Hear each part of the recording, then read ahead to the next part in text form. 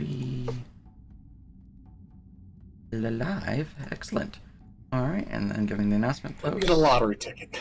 Yes, the lottery tickets. All right, now that we are live, who would like to give the recap for inspiration? Everything went so wrong. Everything went fine until it didn't. Alright. This was a while ago, and also Max wasn't here, so this actually needs to be kind of good. So, here we go! Last time, we just wrapped up hunting a couple big boars, with a local, local being like a day's ride away, Lord. Excuse me, and, we thought, well, we're in the area. Let's go check out that, the suspected goblin tribe. To maybe see if we can find out why they've been raiding so much and why they came so close the other day. Specifically on the anniversary, of the, fucking massacre.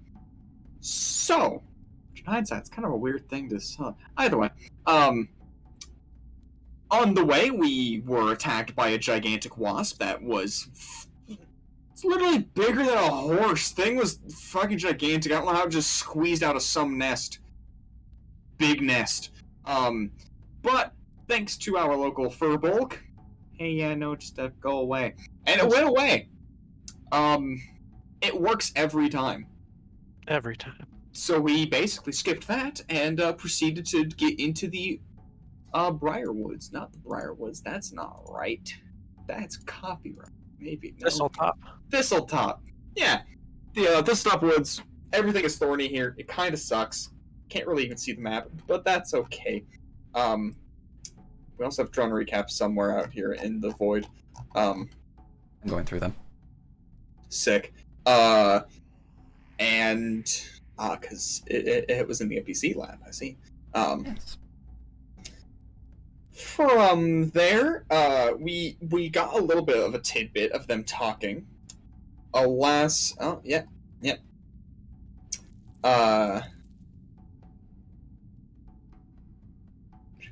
I don't remember what they actually said, but they're working with some lady, and that's sus as hell. The issue is they rolled really hot and hurt us. And so then we decided, oh hey, let's ambush them. We were not expecting like 20 goblins. 2 of them on wolves that could bloody obliterate you. And 1 of them a singer. Yes. I mean, maybe. Was this a bomb? Oh yeah, probably. And we proceeded to all die, almost. Clank survived with 1 HP. Drovgy went down first. Yorville tried to save him by lightning dashing through him, snatching him, and throwing him into some brambles. It almost worked too, but they just fucking walked in and found him immediately. Minnie bought enough time for Clink to run away with 1 HP, also going down, and Tim also went down trying to cover fire and pick off one of the last few. And we're only alive because there is a canonical excuse for why they would have captured us. And so yeah, we're captured. And we're gonna try to make a break at nearly dawn. Just before. It's true, it is true, and you have earned your inspiration. But before we begin with the wibbly and the wobblies, first off, I need to connect to my own server so I can do DM stuff. But maybe! Secondly, I need to go through everyone, one at a time, who has been captured to determine if you were able to sneak anything on your person before they captured you. And this would be more things like, the reason why you might have is because you might keep, like a coin pouch hidden, for example, to avoid, theft or whatnot. But whatever reason you have for it, I'm giving you guys the chance to have an item skulked on your person. Whether the goblin's just really bad at investigating or you were actually hiding it yourself. That said, going from top down, Dravgi, is there any item you would like to hide upon your person? Oh god. You have one item that you can roll for, and it has to be small or smaller. And by small, I mean like a handheld item. All right. If you want to do something bigger, you're gonna have penalties, but you can do bigger. Yeah. Is a hand axe small enough? A hand axe is a light weapon, so it is small enough. Cool. I think that's my best option, really, for an easy weapon. Yeah. So let's. And you need a sleight of hand from me. Just sleight of hand. Oh, pain.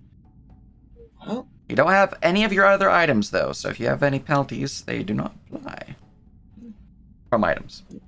okay. Well, And let me go plop you back to your token. let's hope and try. Nope. Unfortunately, they looted you entirely. Yeah. Alright, they only left you your undies. So, you know. At least they left They you took that. all your. At least they're modest goblins. They are, you know. They understand civility sometimes, on occasion. They have little like, even though it's all stereotype, there's little like horned helmets on them. Alright. Yorvi, is there any item that you would like to sneak upon your person? Yeah, I want to sneak my note/spell book. Alright. Remember that sleight of hand.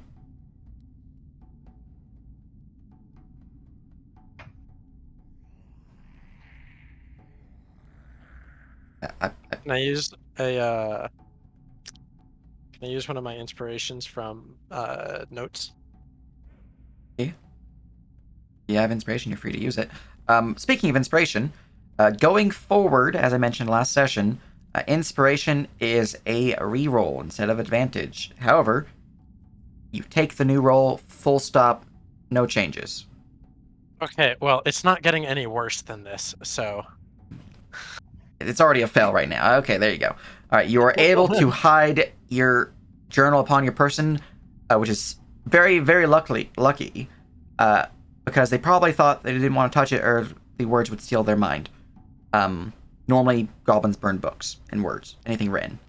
So it's good they didn't take it. Yeah, means I can open my notes app, and it works in canon. Aha! All right, going down the list, Minnie, is there any item that you would like to sneak upon your person?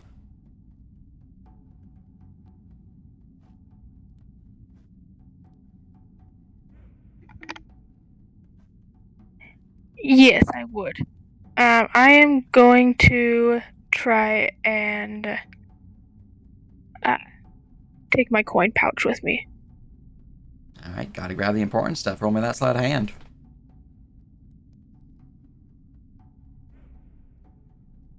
Already missing floof. Oh my Just a god, you casual have no plus 13 idea. fleet bonus. You have no idea how I felt in combat with that Oh. Axel. Mm-hmm. I was like, why can't I move 140 feet and attack 6 times? This is bullshit. Yeah, going from a really high level to level 1 is it feels bad. What do you mean I can't Yeah, end the no. encounter with a bullshit spell? What is this? What the fuck? Why can't I just shoot shit, say yeehaw, and kill a man? Where's the I win button? Where's the sigils?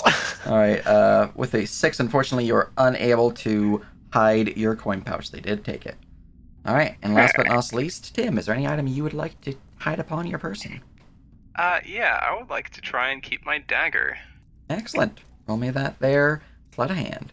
Which window is it that I need to open? Selected? Yeah, you have selected for. You can also use the campaign for skills. It's a 6. A 6. Well,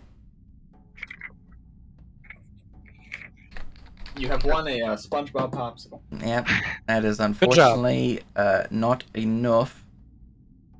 I'm just reading. I'm just checking to see if I gave daggers convert. Because if I did, then you'd have advantage. But I need to go make sure. It would make a certain amount of sense. It would. But I don't think I gave him convert. They don't have those innately. Yeah. Oh well. Made me sad. Well, unfortunate. So, the only item that was retrieved was the good old-fashioned spell book. Well, that's probably the most important thing to have. Mhm. Really, truly. So, And the worst thing to lose. it's true. Now then, before we fully get on into what you guys are doing, back on the surface, back at camp where you left your horses, Clink, you have been snoozing and dozing and just resting your weary bones because you were just dead freaking tired. I need you to determine a high or low for good. High is good. All That right, is good. that is good. So, You know what? I think we need something really, really good right now, so I'm gonna destiny that. all right, spending destiny. Ooh. Marking your destiny use. The long schlong silver destiny. All right, that would be a 92. So, something good will occur with you, but we will do that as the timeline progresses, as you are most certainly still sleeping at this point in time when the other party members wake up. So, I'll bring up my notes for this area. One by one, the four of you wake within a cold, damp chamber that reeks of mildew, sweat, an acrid, sulfuric stench, and the metallic smell of blood. You can see the chamber you're in appears to be that of a combination of dungeon and torture chamber. You can see that the torture rack just south of Yorvi appears to be stained with blood and is a little rusted. Doesn't look like it's been used in a bit. As you can see, there's a fine layer of dust upon it. And in front of Tim and partially Minnie, an Iron Maiden lies slightly ajar, spikes pointing inwards, each of their spikes stained a crimson red. Though no one's inside, there is most certainly a stain of blood at its base. The core of the chamber, there is a lit fire where a raised metallic cage hangs about 10 feet over top of the flame that seems to lick at its base. I don't think that would be a pleasant spot to be in. You can see, from some of your positions, that there are 3 doors within this chamber. More importantly, each of your cells has a door. So, you can tell that, for the most part, I'm just going to make sure that they didn't actually not lock these, because they're goblins. Okay. Yeah. Okay. God, Is the please, door please locked? not locked. I tried to God. open the door. Is it locked? The door does appear to be... The door does appear to be locked. As you try it, What it about is mine? locked. The door does appear to be locked. What about mine? Door is locked. Ah. I harder, brother. I assume Minnie is trying as well, but you're Can I do mine? you're muted. Okay.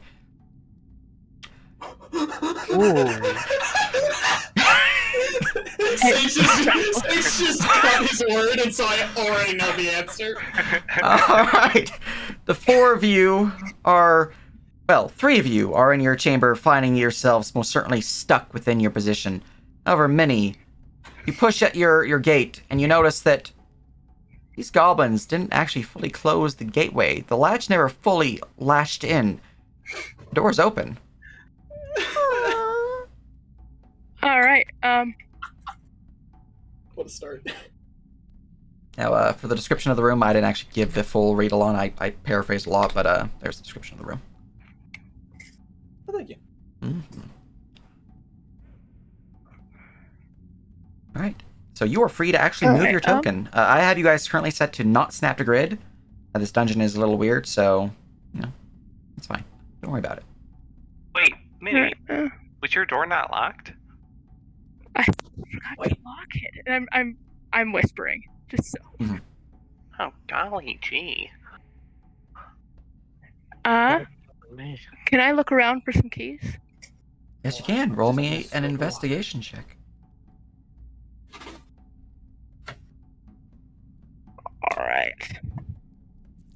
What is Minnie's investigation? It is.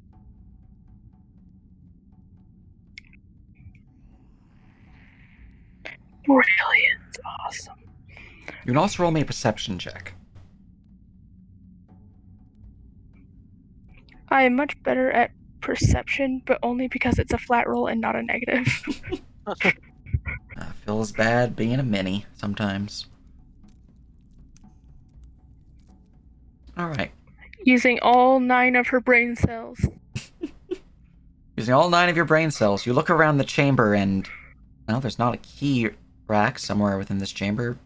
I mean, surely they just, open them like your gate was opened. You're not seeing any keys, unfortunately, in here. There is 3 doors leading outwards.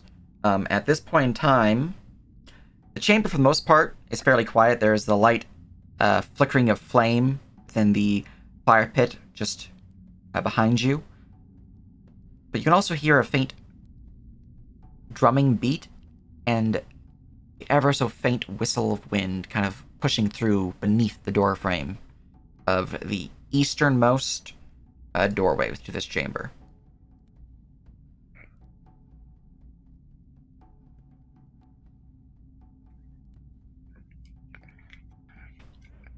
That's this one here? Yes. I am going to sneak over and kind of put near to the door and see if I can make anything out, making sure not to put my feet near the door or bonk my horn or anything like that. All right. Roll me a stealth check.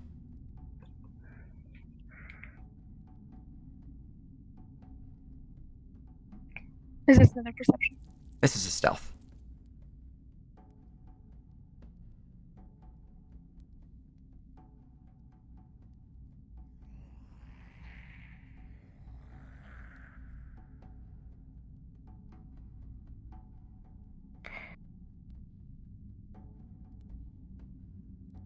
Imagine being level 1. Disgusting. All right. Well, I know nothing. you feel stealthy. You could That use your probably destiny. some You music can or something also going on. use your recap if you want to. But right now, you feel stealthy. I'm gonna save it for now. I'm gonna go over to this chest here. All right. Moving over Is that one to locked? the western edge of the chamber, you don't find a chest, but you do see what appears to be a long table with what appears to be manacles attached to the table on the northern and southern edge of it. You can see that the table itself is stained with blood. And this is most certainly a device of punishment. Alright.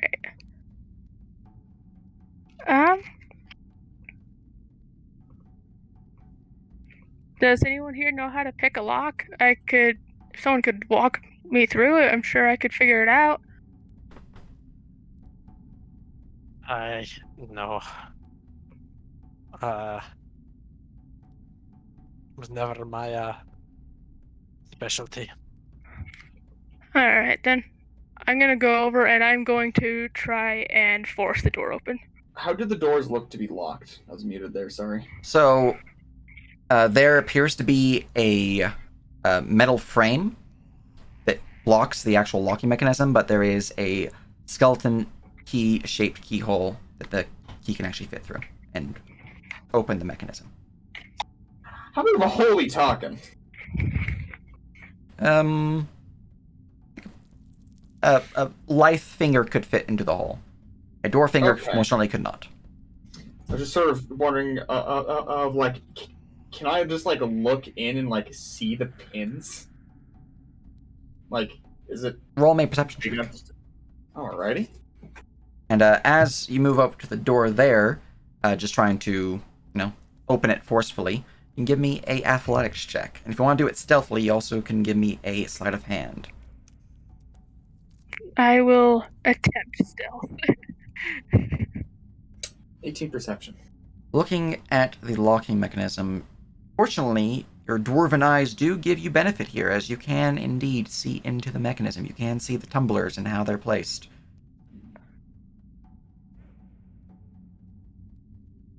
Yorville, I look into your lock. You can see how it's made.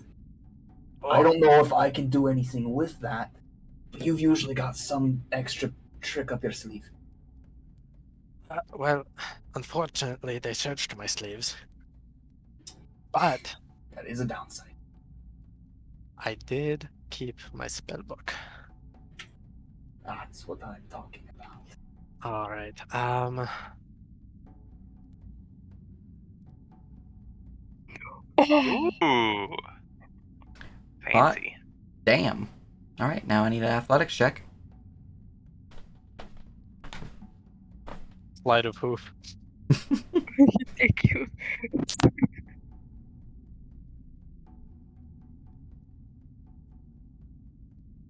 And this was athletics, right? Yes. What? You're fucking okay. Easy. I am amazing. So you just walk over to Yorville's cage. You grasp the edge of the Also unlocked. door and just kind of pull at it ever so gently, and it just opens. There's not a sound made. It just I just gave opens. I just give it like a good jerk, and it just kind of like pulls out from the. You're also now freed, Yorville. Thank you.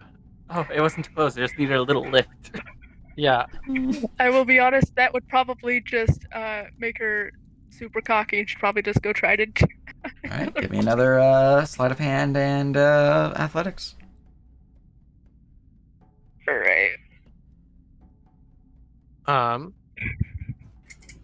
I'm going to inspect the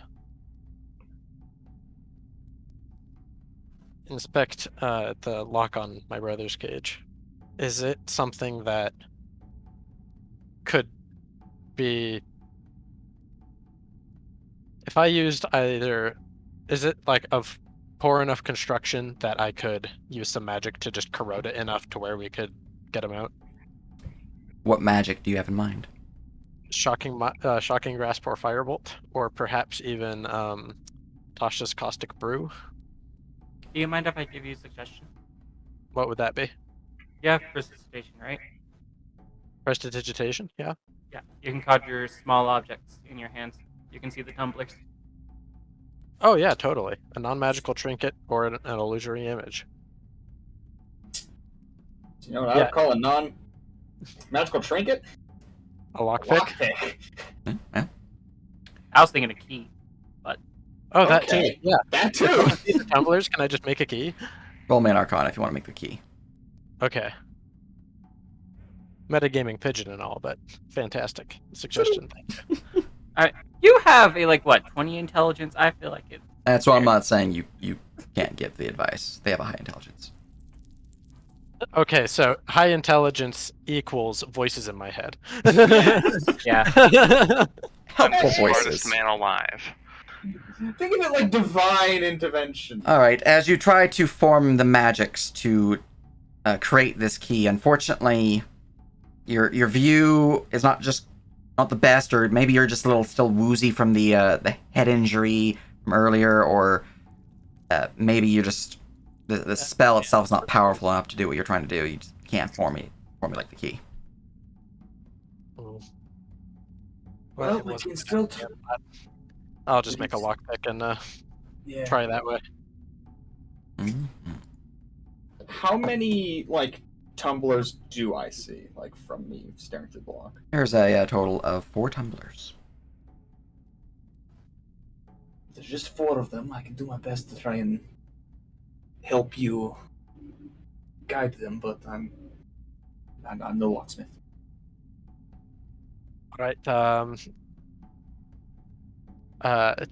Say me if I need to go further towards you, and say you if I need to go back towards myself. Aye. All right. And if that works as a sort of help action, maybe? Attempt to pick the lock. You have advantage, Fantastic. and you are creating the lockpick. Yes. Created the Very good, lockpick. this would just be straight dexterity since I don't have proficiency in thieves' tools, right? Yes.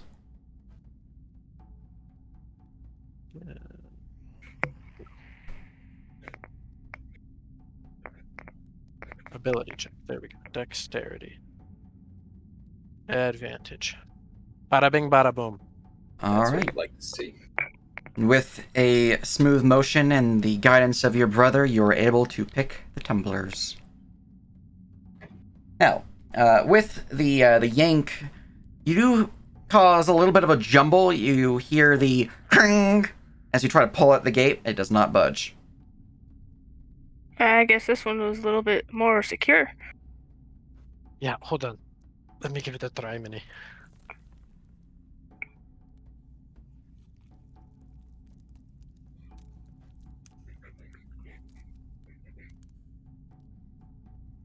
Can I do the same? Yeah. Alright. Tim, alright. Look, can you see through the keyhole as well as I can?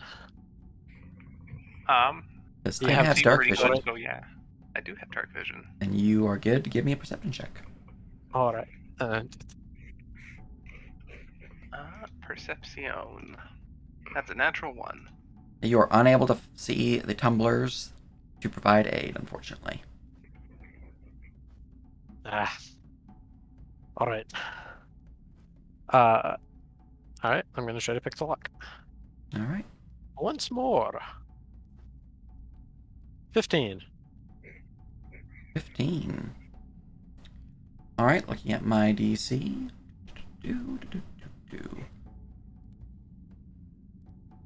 All right, fortunately, these old cells are fairly rusted, and the locks themselves are in disrepair. A 15 is enough.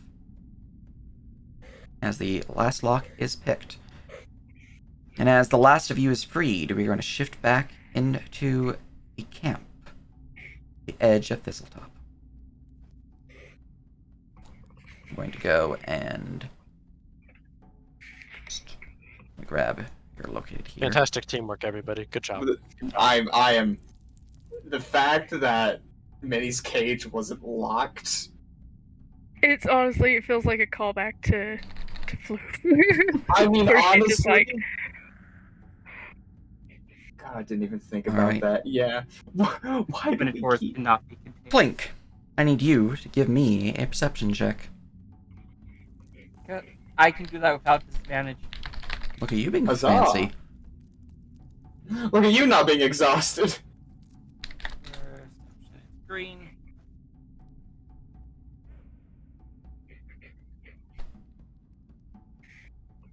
Blink is on a high alert. Yes, you are. All right. MF's posted. I'm going to roll a stealth check.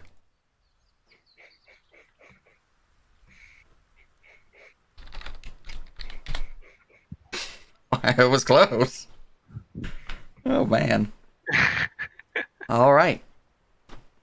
As you're snoozing, resting away the troubles that befell you and your party, your dreams somewhat fitful, as you can't help but remember what happened just hours ago. And then something snaps you from your dream. Literally, as you hear the snapping of a twig, ever so faintly, just the edge of your camp.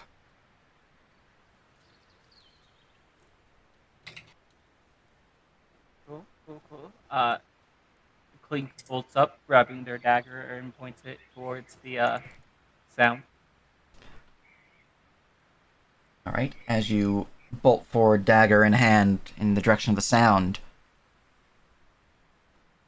you would hear a familiar voice.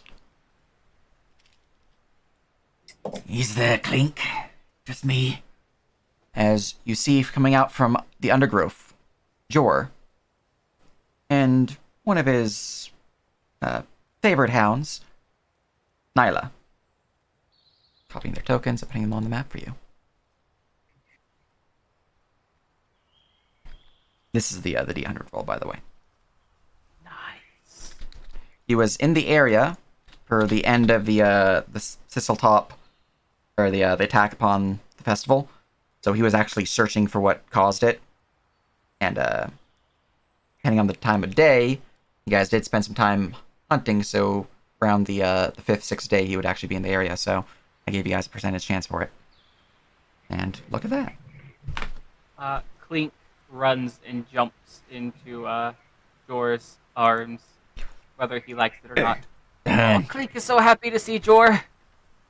Yeah, happy to see you too, Clink.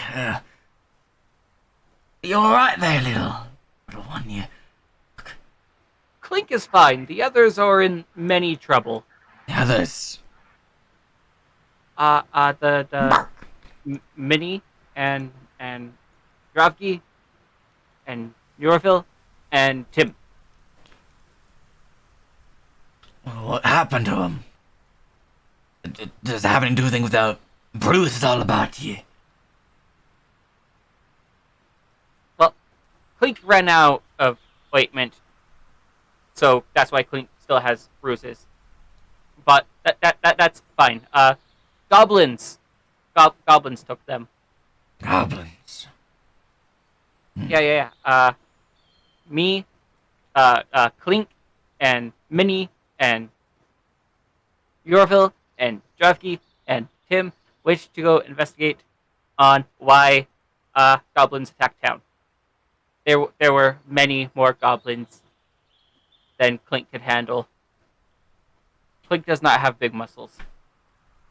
What happened to your friends, then? These were the goblins that attacked the town. Sure of it. Trackings saw some foot traffic here, but... Sure. Tim and Yorville and Dravki all seem very, very sure. Goblins have them, then? Goblins do have them. Clink did not hear screams of pain and anguish through the night, so Clink's hopes are high. Thank you, Clink. Well, I think it best that we be swift in extricating them from the... whatever den that these goblins call home. You know... And Gunner's still here. Hi, Gunner. Would you like to do voices for them, or shall I? Well, they're just a normal familiar, so they can't really talk. Well, it's more of like noises like... What kind of fucking sounds do badgers make? Hold on, let me find this out. Meanwhile, Bork.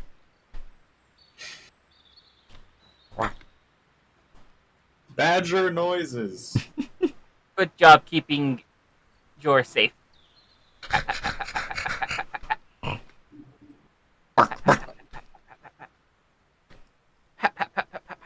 They seem to be doing the kick thing that dogs do when they're feeling the good scritch.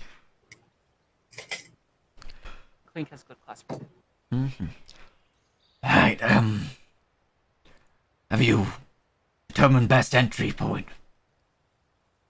You know what we're dealing with, where they're holed up in, these goblins. Clink's still making no move to leave Jor's arm, who is like laying there like Princess Carrie style. Clink just woke up. That's fair. If friends are imprisoned, it's not likely that the goblins will keep them there for long. Time is of the essence, I'd say. You think you're up for it, Clink, or think Nyla and I should head on in? Clink cracks their knuckles, and then their toe knuckles, and then their neck. Clink is ready. Clink is not tired this time, and Clink has the magic of Uvat on their side. Good. Well, you'll move forward. Look down towards Gunnar. Gunnar, you think you can burrow us a path? The safest path, that is, through these brambles. Whoever these goblins' den be. Gunner sniffs the air a lot. and then gives a very funny, because badgers do not have necks like humans do, so it's a very like kind of full body nodding motion that Yorville definitely taught them to do. And then let me get my badger stats in front of me real quick. I do have the brambles VBL, so you are free to move. Clink does have wings. Clink can fly up real quick and make sure we go right direction. No, I always forget you have those wings. Good work. But won't help us from a ground standpoint. But could help. Get an aerial view of potentially best route to go to. Okay, Clink will be right back. All right. And Clink's just gonna fly straight up as quietly as his wings will allow. Give me a perception check. And Gunner's perception check. It's would be based on smell, right? Presumably. For this, it would be smell-based, yes. Clink, Fantastic. How long has it been since Yorville showered? Clink starts to fly up, but the canopy just gets too thick for him to get past, so he comes Yeah. back down. Unfortunately, as you fly up, you notice that the bramble paths themselves, they're all roofed. Even though on the map, the paths themselves do appear to be open, there is about 20 feet, maybe 30 feet up of these bramble thickets, a thorned, brambled ceiling that prevents view from within the bramble thickets. However, you are able to gauge that just heading southwards does lead to the edge of the lake. So you do know south is generally the right way to go, but you're a little turned around. You're not sure which way is south. So you can roll me a survival check to determine that. Because unfortunately, you're hearing water from left, south, and north. All right, with an 11, fortunately, with the stars being out as they are, what's the one from? I was going to flavor of like which version of South I was gonna point, Gotcha. and it was gonna go 1, 2, 3. All right. Could have went in the wrong direction, but Clink points that way and goes, Clink thinks he saw it this way. Right, let's move through these brambles quick then. And lead the way, Gunnar. So not quick. Boy does he. Jor, he does have Natural Explorer Force, which means he is not actually hindered by the brambles in any way. They do not halter his movement, they do not give him difficult terrain, they do not cause him damage. He is immune to their effects. And with a 25 in survival, he is very much able to traverse them, especially with the aid of Gunnar. Fortunately, he cannot see in the dark, and it's most certainly still night. At least not the sun's fully up, so it's like a faint bluish color to it. But you're like getting some light now. But Clink will be his eyes. Yeah. Until the sun is up. So, Ford, you are free to move as you see fit. I'm just being carried by Shore. I don't know what you want me to do. You're the one who's leading them, so I need you to lead your token where you wish to go. I'm giving you ownership of Jor. I'm also giving you ownership of Nyla. As you see, the bramble thickets seem to push northwestward and southeastern from here as you push through a small corridor. Congratulations, you have gained dog privileges. It's true. Ooh. We are going more south. Because that's the direction I believe it is. All right. You're free to move the tokens.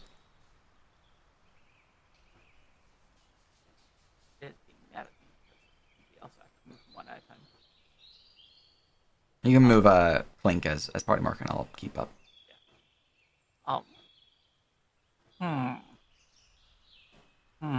Flink does not think this one. That's All right. You see that the pathway seems to push further east, And Jor perks up. Sounds like swords are. The waves are crashing upon the shore just beyond this bramble, and kind of points south of you. Try cutting our way through. We can keep going along this path. Clink will hold out his dagger. Let us see what is through. Right. And he will pull out his longsword and begin hacking it with your aid. Give me an attack roll with your dagger. I have pack tactics. Oh, wow. Jorah's sword gets caught in one of the vines. It does cut into it, but it takes him a bit to free it. Your blade, however, with the aid of his partial cut, does seem to begin to cut a path through these vines. And with the guidance of Jorah, you are able to ignore the penalties of cutting through the vines, which would normally cause damage. So I'm going to give you guys a pathway through the vines as you have cut yourself a new pathway. Now, I cannot remove the shadows because they are just one image. But I can provide you guys an actual pathway by removing the VBL.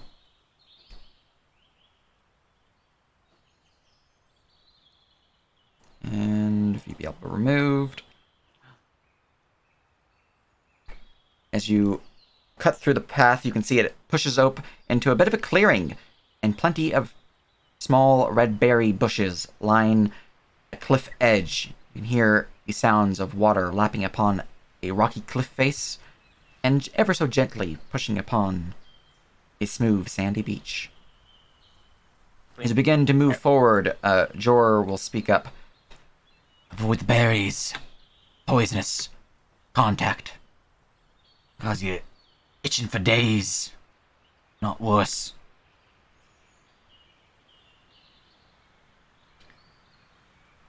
Clink has an idea. Clink is going to attempt to harvest some of these berries. Alright, do you have herbalism proficiency? I do! Aha! Give me a dexterity herbalism check.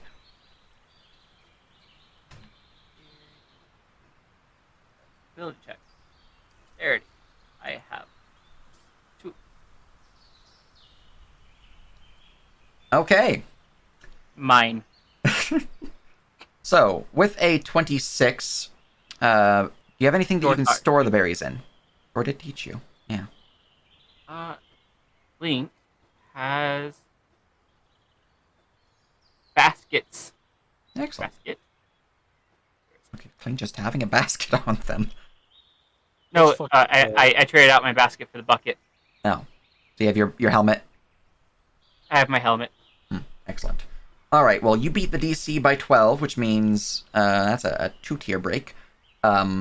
So, you're able to gather a total of 18 goblin berry.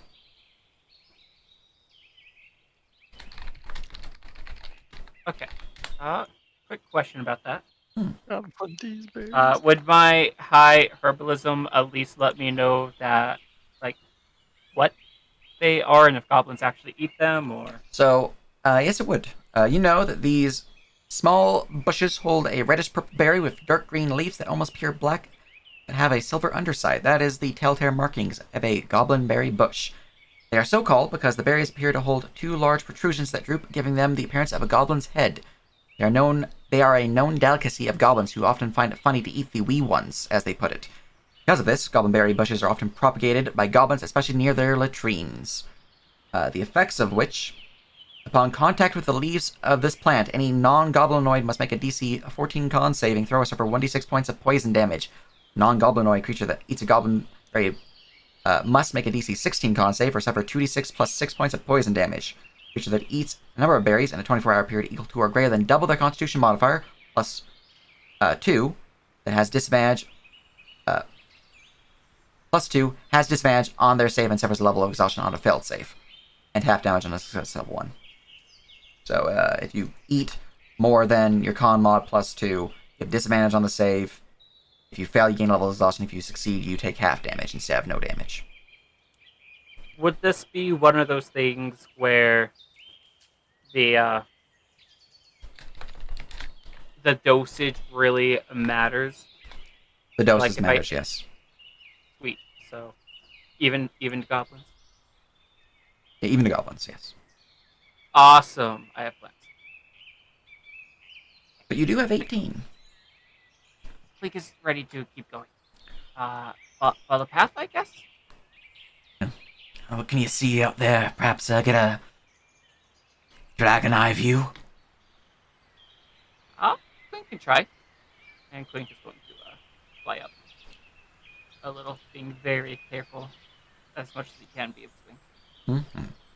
All right, as you begin to fly up, you can see that there is a portion of the lake that kind of pushes into the cliff face, and you see that there's a cave down there that leads below the land that you stand upon. You can also see that there's part of the lake has somewhat dried up, as what appears to have once been a riverbed is now most certainly dry, and parts of a raised portion of the river, a small island within it, that was once part of the lake's edge, is starting to get fairly green, a lot less of the sand to it.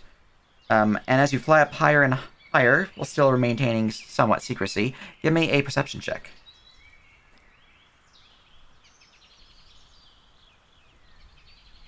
Nope.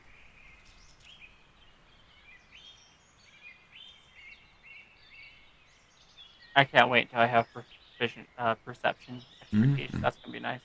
Alright, unfortunately, you can only make out what's currently in your circle of circles, as the brambles are too thick and they don't really provide you enough information to go off of. I think we'll come back down to shore.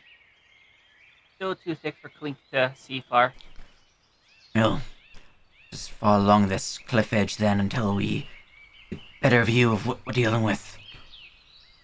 And as you begin to walk along the cliff edge, unless you wish to dispute him, No, cliff edge is good, yes. Okay. We will go back to the dungeons.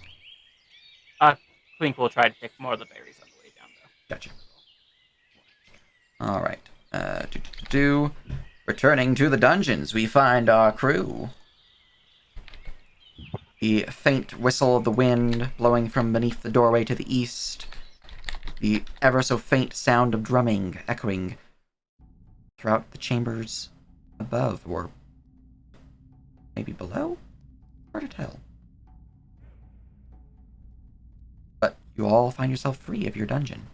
Do we hear anything coming from the south? You can give me a perception check as you begin to listen outwards. 9. All seems to be quiet from the south, regardless of the southern door that you're pointing towards.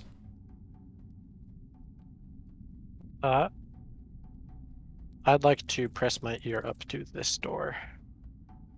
Right. Putting your ear up to that door, give me a perception check.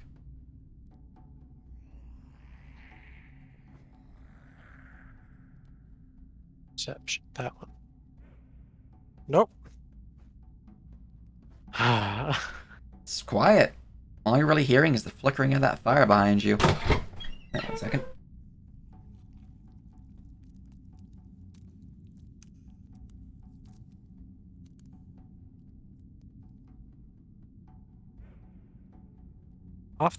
Tim, get off of the fireplace. Tell them I say hi, Sage. They already left the room. Oh, yeah. Yeah. But next time we come and tell them I say hi. Mm-hmm. Alright, well, what's the plan now? We're out, but we're still in a goblin camp with no weapons. So, the way out is through one of these 3 doors. Thank you, Tim. Aye. Sage, are there more like comical key locks on these doors? So these doors, you begin to look at them. You do know that, well, none of them have locking mechanisms on them. They're simply just like rope handles. Just big wooden doors. Yep.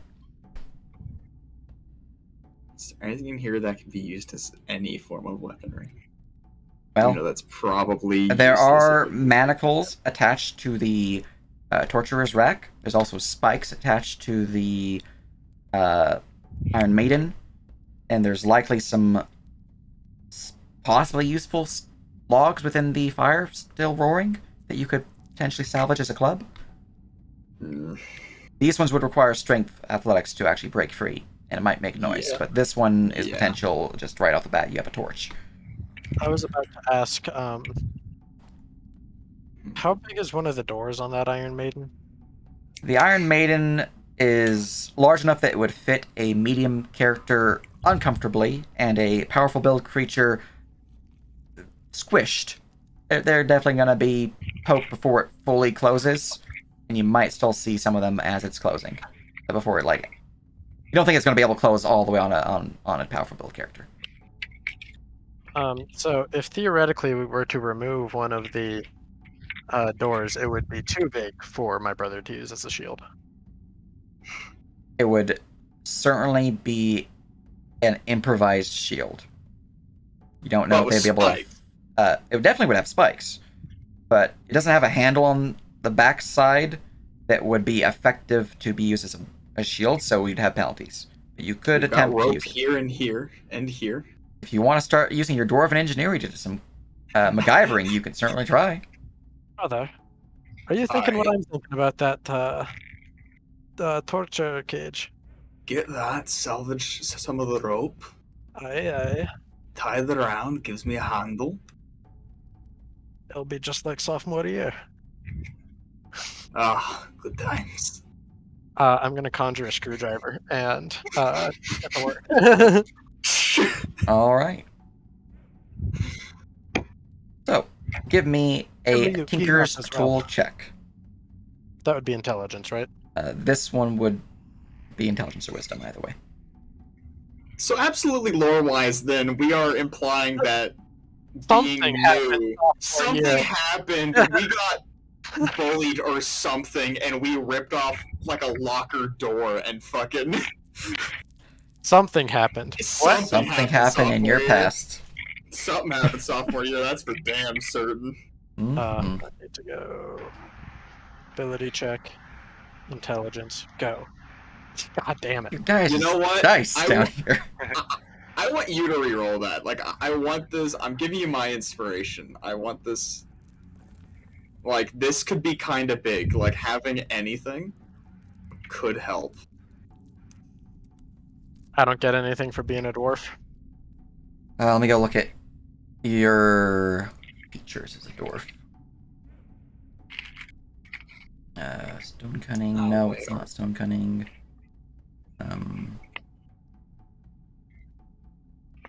What did you choose as your artificer skill? Masonry. Unfortunately, it wait. did not work. Yeah. Rip. Oh, Oh well. Well, shame. I think we're just gonna have to And try then I'm gonna hold up. No. Oh my god, he's doing it. Okay. Oh, It's just bracket. 13 total. 13 total. All right. Roll me a sleight of hand check as you do manage to unhinge one of the doors upon the Iron Maiden. However, it's freaking heavy. It's gonna slip pretty quickly. As Dravgi uses their reaction ability, I assume, to jump in the way, Dravgi, you can roll me this sleight of hand in their place or an athletics check, I'm gonna do as the you have the athletics strength to actually hold this door up. just, brother. Oh no. Athletics. What is today? What is today? Got What one is more t- inspiration from my note. Good I'm lord. paying it back. He's paying it back. All right. Let's. There you go. All right. As Dravgi rushes forward and grasps the Iron Maiden's door before it clatters upon the ground, making most certainly a loud noise. Avoiding such a fate, though, you now have in your hand a really freaking heavy metal tower shield. Improvised, of course, but it's also spiked. So, benefits and drawbacks. Is it then easy enough to get rope and tie it up as such to be? Well, give me a Tinker's Tools check to get it set up in that way. Okay. Is there any way that I can help this? Just like knowledge of shields. If you're and proficient such? in Tinker's Tools, you could help. No. Unfortunately, you're not forging the shields, you can't use your Smith's tools. Mm. Yeah. Yes. I've got woodcarver. I got woodcarvers, smiths, and brewers. Father, Son, Holy Spirit, dog bless. Let's go. 21. Alright. With a 21, you manage to apply some cordage from a nearby door's handle and wrap it around the handle of the Iron Maiden, and securing it fastened to the... Exactly. Pretty much. To the Iron Maiden's door, you think that you now have a proper and secure arm brace and handle, that this door can now be used as a shield. That said, Enough, brother? it is most certainly improvised. So while it does have the power shield property, it is a +2 shield now rather than a +3 shield. Additionally, though, it does have spikes. So if you choose to shield bash with it, which you can as if it were a weapon, it's improvised because you're not proficient with shield bashing. Actually, you have the shield master feat, don't you? I do have shield master. You are proficient with shield bashing. So, you can shield bash with this shield. It is a strength-based weapon that deals a d8 points of piercing damage, and has the, what was the property for this? I forgot the name of it. Not you. I've Plus 5 to so many hit. It's freaking a properties. D8. I'm proficient, so I get my plus. Whoa. So that I then get my +2, and then my other +2. Penetrating. It is... Percussive, maybe? No. Oh, wait. Impacting? No. Breaching. It's breaching. You can use the shield as the breaching property. So it is a d8 piercing damage with the breaching property. The breaching property allows you to use an action to make a single attack with the weapon against a medium or heavily armed foe. The attack has advantage. Okay.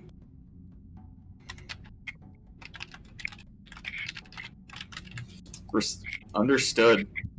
I've called this the Maiden's Shield. Oh no. This is gonna be like your end game shield, isn't it? End of the campaign, you're fighting dragons and stuff, and you're just like, Iron Maiden Tower Shield. Man, you broke my first one.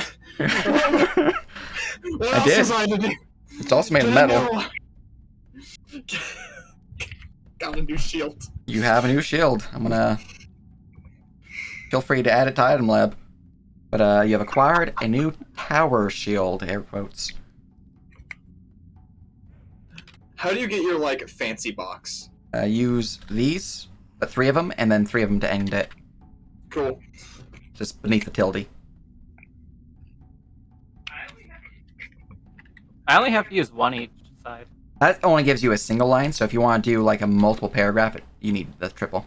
Oh, that makes So sense. wait. That also explains a lot. Mm-hmm. So like, Oh, I this see. is a sentence. Got you. So a sentence will work with just one, but multiple paragraphs will not work unless you have more than one. You have to have 3.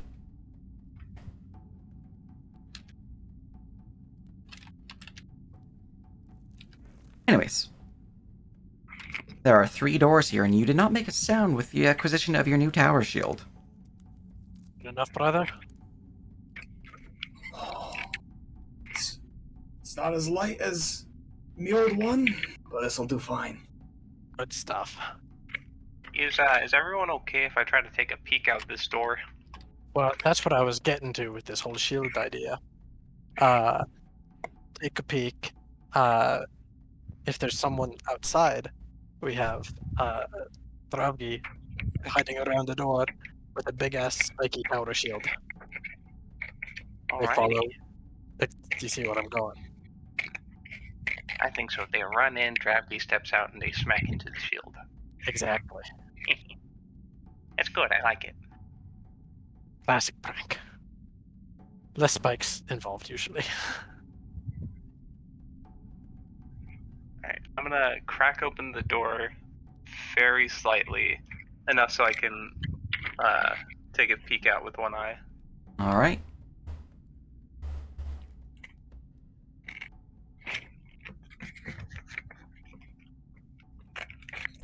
Peek out and find that it is a simple hallway leading to another door.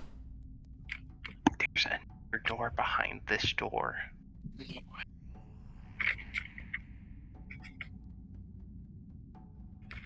I didn't think they were capable of it. Now, you have two stone dwarfs in the party. You both have stone cunning, I That believe. we do. So, at this point in time, as you have mentioned the fact that you didn't think goblins would have hallways, you can give me a stone cunning check, a intelligence history check. Don't mind if I do. You are specifically expertise in this because it is stone cunning based. So we're both making Intelligence expertise, plus history double check. proficiency on this check. Solid. +8. It's just a history check, right? It's a history with expertise, essentially. Yeah. Okay. All right. So you would have a 25 because your proficiency times 2 is +4, and Yep. then you have 24. So dear God. All right. Dwarfs know their dwarfs. Scholars. Those are They know stone. their stones. So, as we begin to look at the stonework of this hallway, one, you are 100% sure this was not made by goblins. Like there's no way they can make something this finely crafted. You don't think it's dwarven make though either. It's not that good. But it has a certain quality to it that it's ancient, something that even the older dwarven homes are not like that. They are wary of such places, and for good reason, as such places that are of this ancient stonework are said to be cursed, or simply haunted. You believe that this stonework is from times long before Old Restalor, the once mighty empire that ruled this vale, before their time, before even the Dragon Empire, perhaps, that ruled over this vale, before the Restalor took them over. It's strange. And surprisingly, it's in decent quality. As if something is keeping the stonework from decaying after all this time. Something certainly doesn't add up here, brother.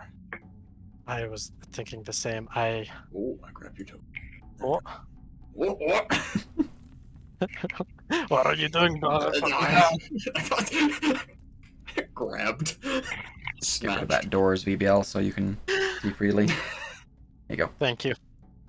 So we don't know what would have made this. So, We just know that from it's very, very old. your knowledge, Old Restalor, the old human empire, would not have made Yep. this. It's possible it was around during the... At least people might have used this during their time. As you can see that there are some repairs that were done in certain points that look to be newer than some of the older stonework. You think this was made during the time of the Titans? So, Fascinating. it's freaking ancient.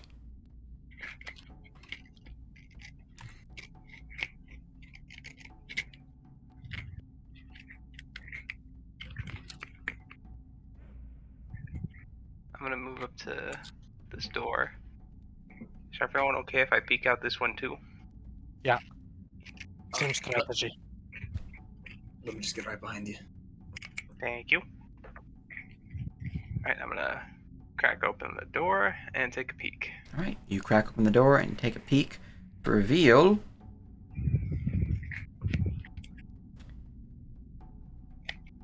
A simple rectangular chamber. A single lantern hangs from a hook on the wall next to where the stairs you can see enter into this room from the south, leading upwards.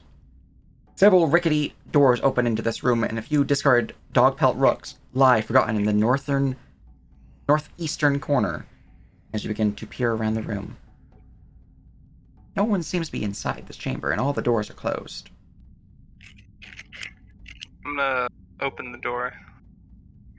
Should we all roll stealth now? I would suggest it, yes. Let's roll stealth. Let's get some stealths in here. Oh my god, I'm rolling stealth without disadvantage. I never thought I'd see the day. It's no different. God, isn't it? I may as well have. I'm lugging a big door. All right. So, as you begin to move forward, I do need mini stealth, which they just should be 5. You have a 5. Okay. This is all extremely 4, unfortunate 9, and very accurate. 5 divided by 4. You guys, his stealth is a 15. You feel pretty stealthy, in fact. That's not bad. Thanks to both of the turbo stealthers. Mm-hmm. All right. As you begin to push into the chamber, on the exterior of the dungeon, you return back to those who are wandering along the cliff face. I have moved you forward about 60 feet thus far, assuming that you've been picking berries as you go along, as you said. So it does take you some time to pick these. How many times are you going to stop to pick berries?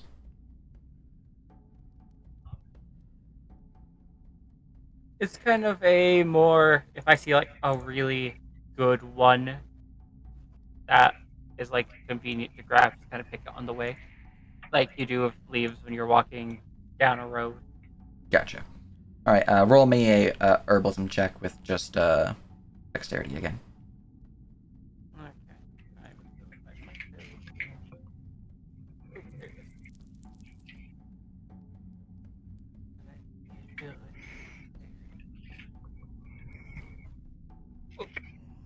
All right. Unfortunately, as you're walking along, none of them seem to be ripe enough or in a proper position that they are worth grabbing. At least none that seem to be, from a basic glance, are worth grabbing. Okay. But you are free to continue moving onward. You can see that further south you go, well, one, there does appear to be a small wooden break within the thistle brambles, about 4 foot tall. So you definitely will have to have Jor crouched to go inside, but from the looks of it, you can walk in just fine, no problem. For full clarity, Control F and E. This right here, that is a goblin door, thistle door, as they might be called. Essentially, you can move through these if you're short enough without issue. If you're medium, you have to squeeze to get past them, because the ceiling's 4 feet in that particular area. But it does allow you to get to the other side of the brambles. You can see, though, from your current position, that the bramble cliff face, the berries continue all along here, and the lake seems to open up further and further, more the further and further southwest that you go, or south. You're kind of just walking along the cliff face. But from your current position, just checking your passes real quick, Jor would raise up a hand. Careful. I hear little bastards snowing just beyond these brambles. And he motions forward to here. So he hears snoring from goblins, assumedly, from beyond these brambles. Then let's not go that way for now. Pass going down the cliff a bit longer. Alright.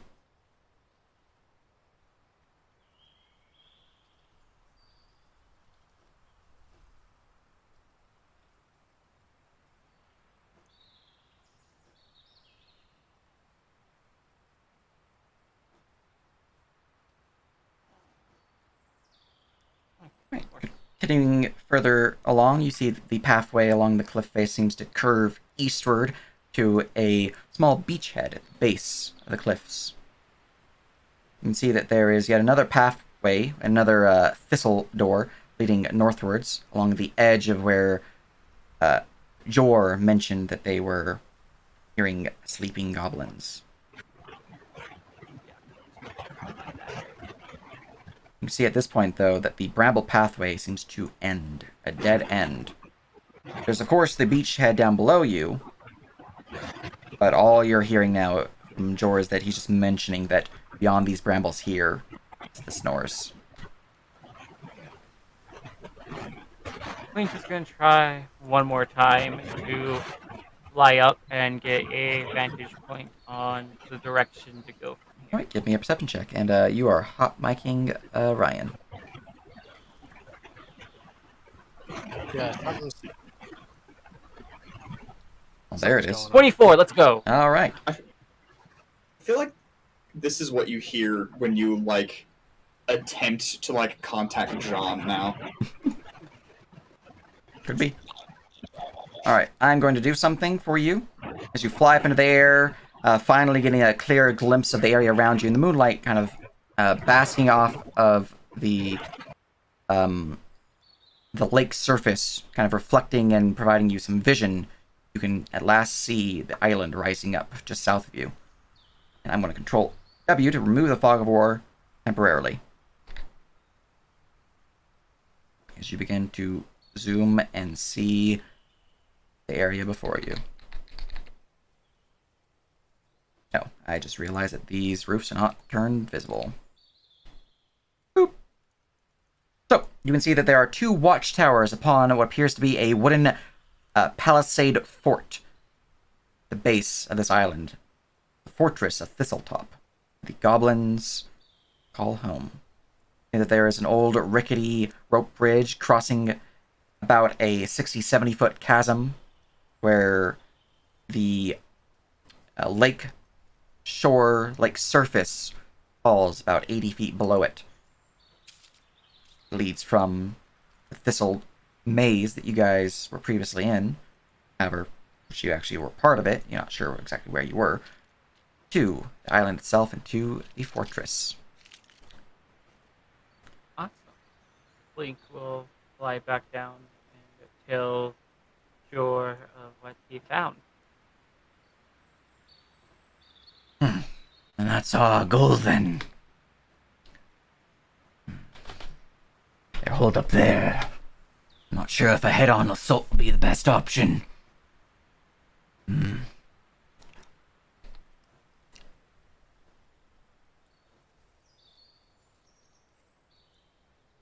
Try finding a different route in, but not guaranteed. Likely have to get wet if we do that. If a preference, Clink. Clink is not a strong swimmer, but Clink will try for his friends. Don't worry. Nyla will help you. Mark! And he will look towards Gunnar. Is Gunnar gonna swim? Badgers can swim, right? I mean, you know, they have the ability to swim. How far do we need to swim? Well, doing some basic math from your current position to over there, it's probably about 100 foot from your cliff face to the base cliff face of over there. There's a beachhead. A little past that, maybe about 130 feet, 150 feet, just right down here. Or you can go to over here in about a similar distance. I'm very specifically not measuring, by the way, because this is George just guesstimating. That said, you know, it's an option. It's not too bad of a swim. You can see that the lake is a little jumbly. It's not like a smooth waters. There does appear to be a bit of a wind picking up that's kind of lapping at the waves. So it wouldn't be a full-on just easy swim across. But it is something you could swim across. Yeah, Gunnar will go swimming.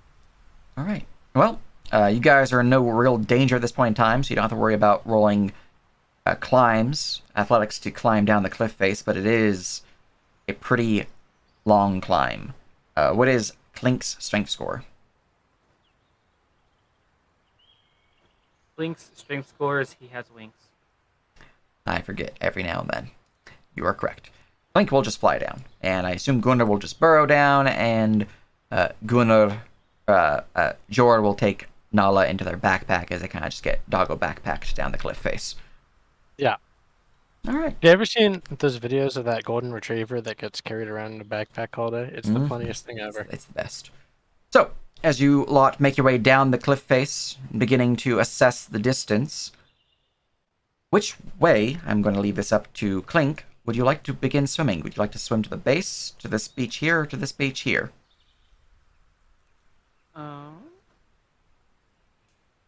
Link is going to attempt to think like a goblin.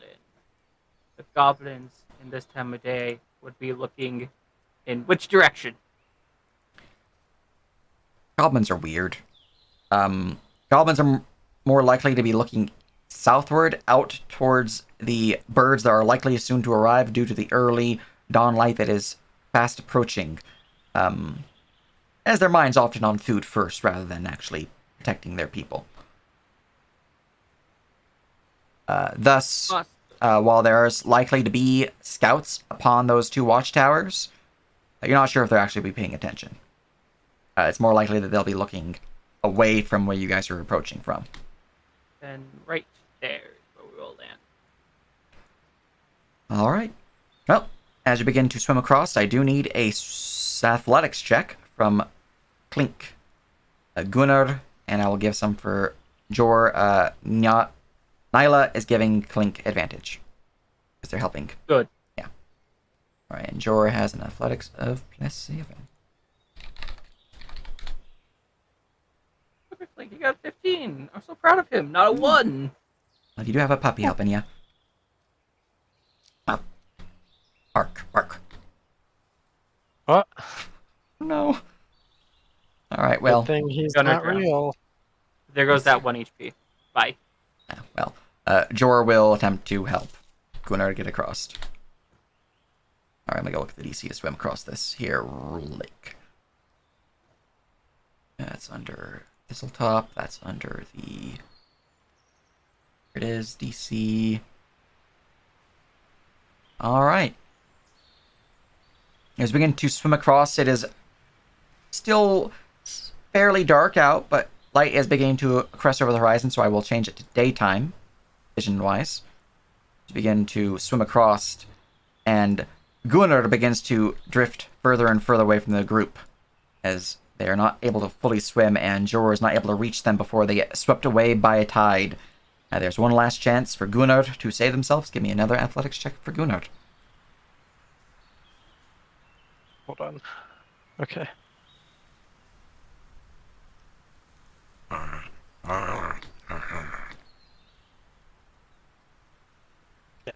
right, and Jor, seeing Gunnar beginning to sink, will swim towards them. And for natural 20, they will save the badger, and we'll be able to get back on board. All right. And the group is safe as you guys make your way to the edge of the cliff face here.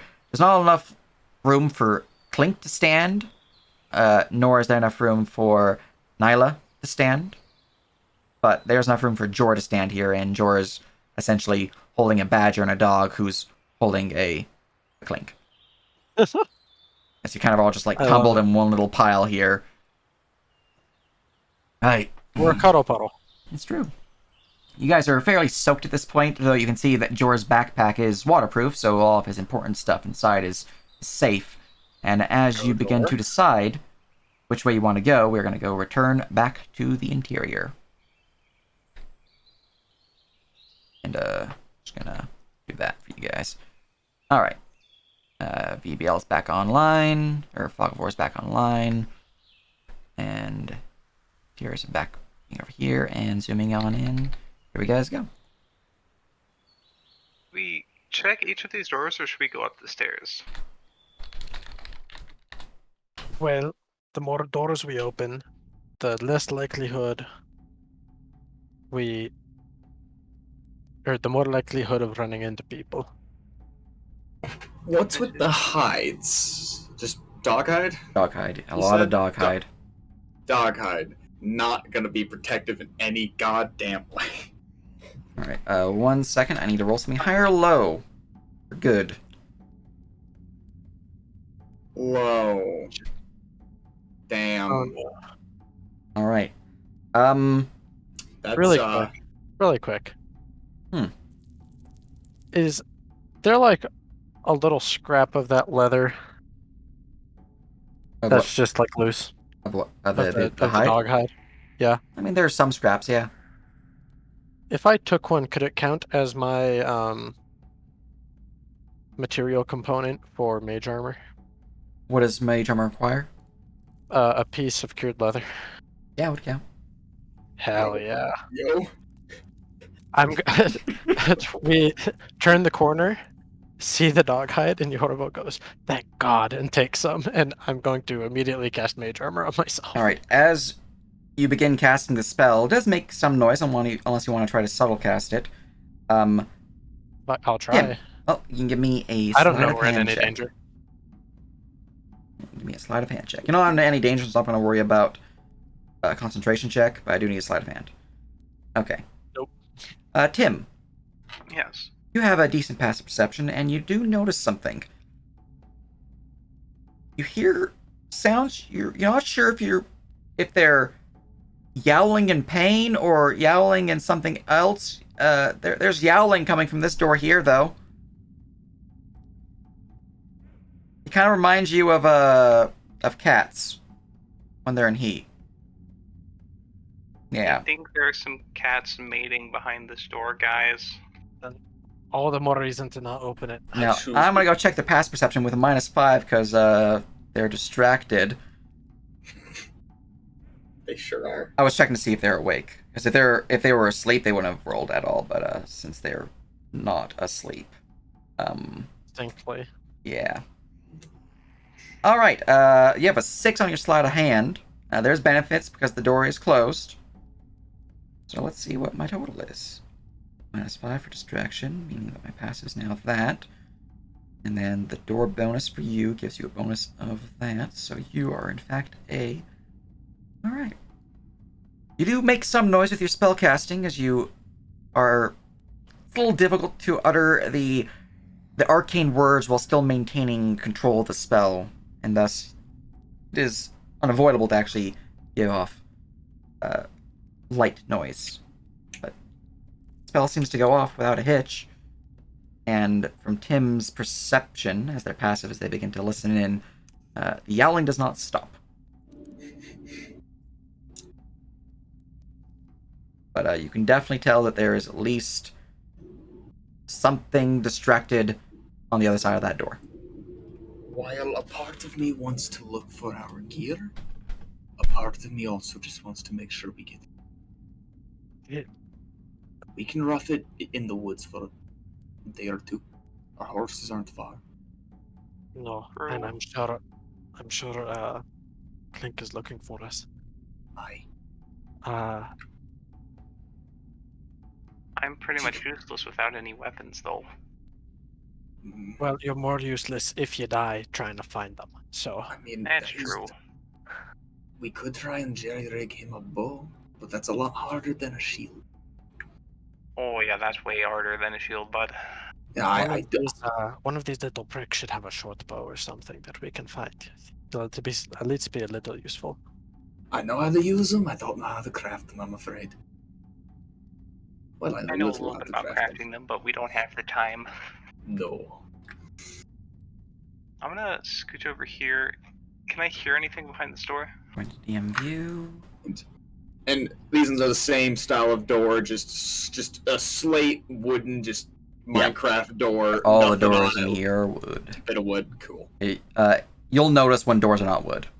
I have the It- doors changed appearance. It was more for like no like a lock or anything Gotcha. to like peek Yeah. through, no like Oh. sneaky. Just making sure,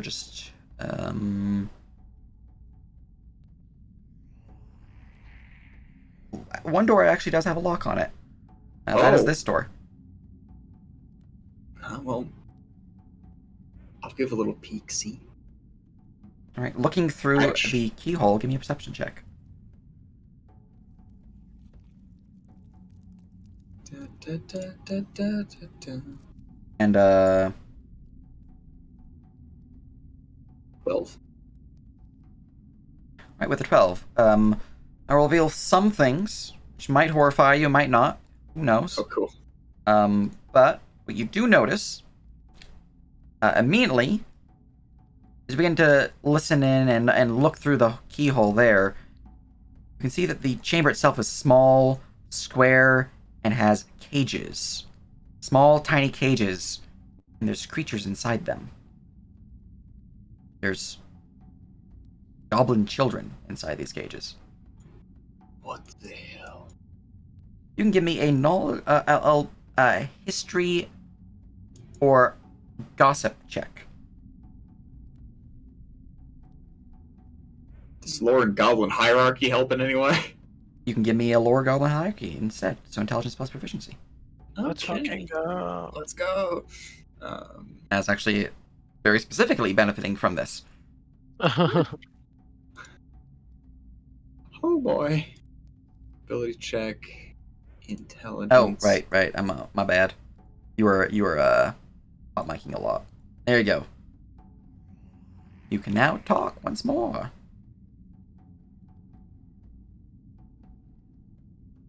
You know, I was really wondering why I hadn't heard Ryan talk in a while, and that's because I remember I muted her because she was hot micing.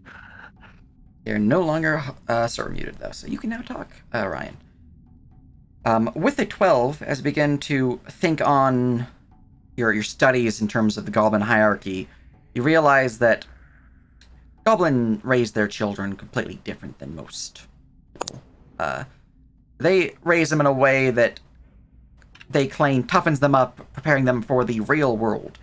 They do not give them care, they do not give them comfort or any of these niceties. They push them through the meat grinder of poor, living conditions, essentially, trying to weed out the weak.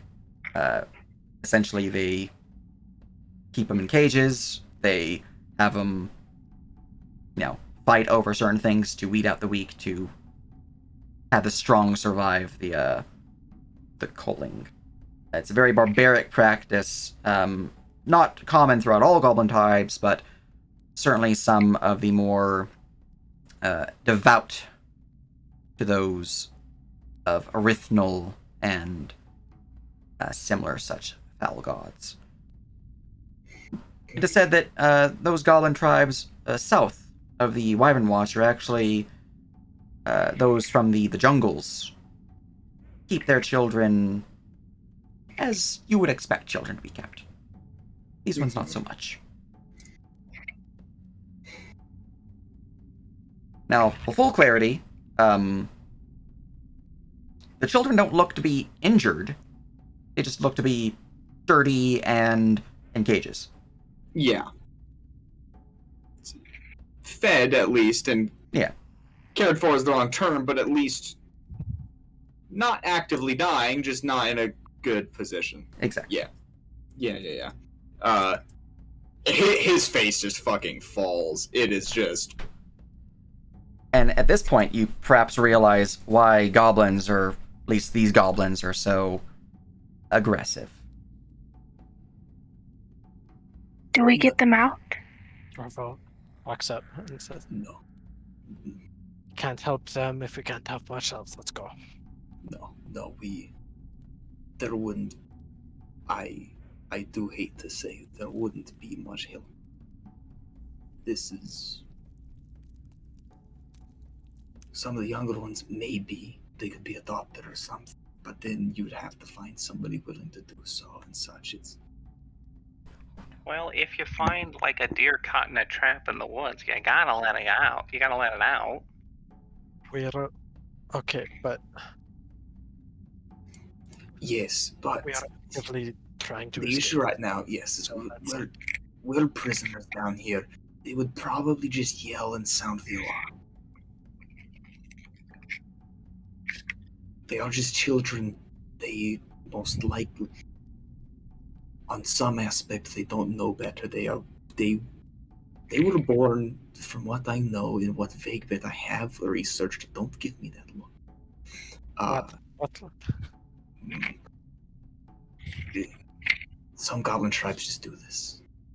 These children were born, and as soon as they were no longer in physical need of their mothers, they were put in there. We can't help them now, but later, hope.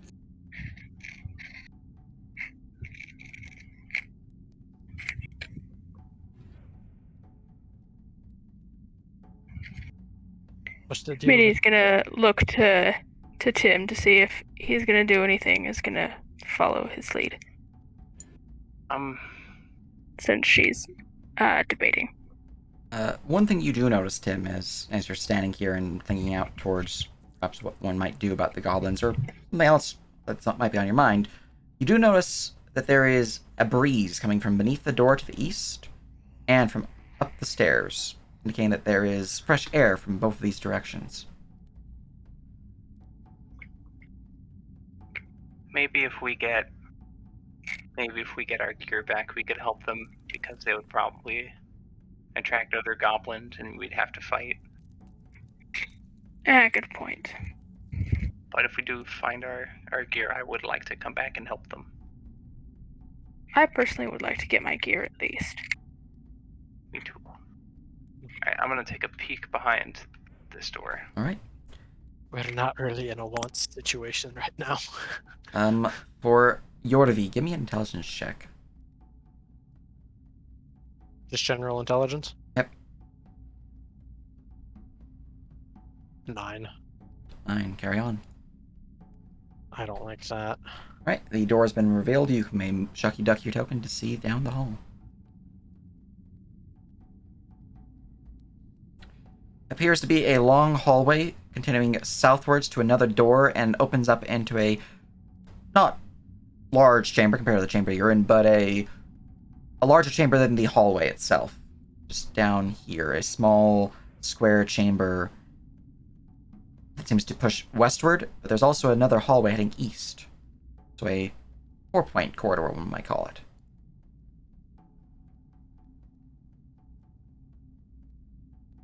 There is a breeze coming from the east and up the stairway, so that's probably the way out. But I doubt we'd find our weapons there.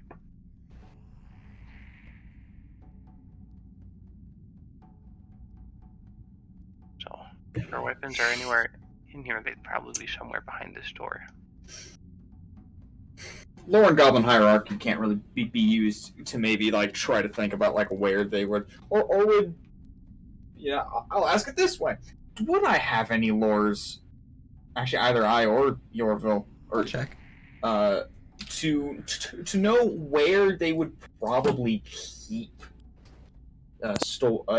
you would acquired goods. You would. You would have a lore, so you can give me a lore check with a proficiency, so intelligence proficiency. As for Yorville,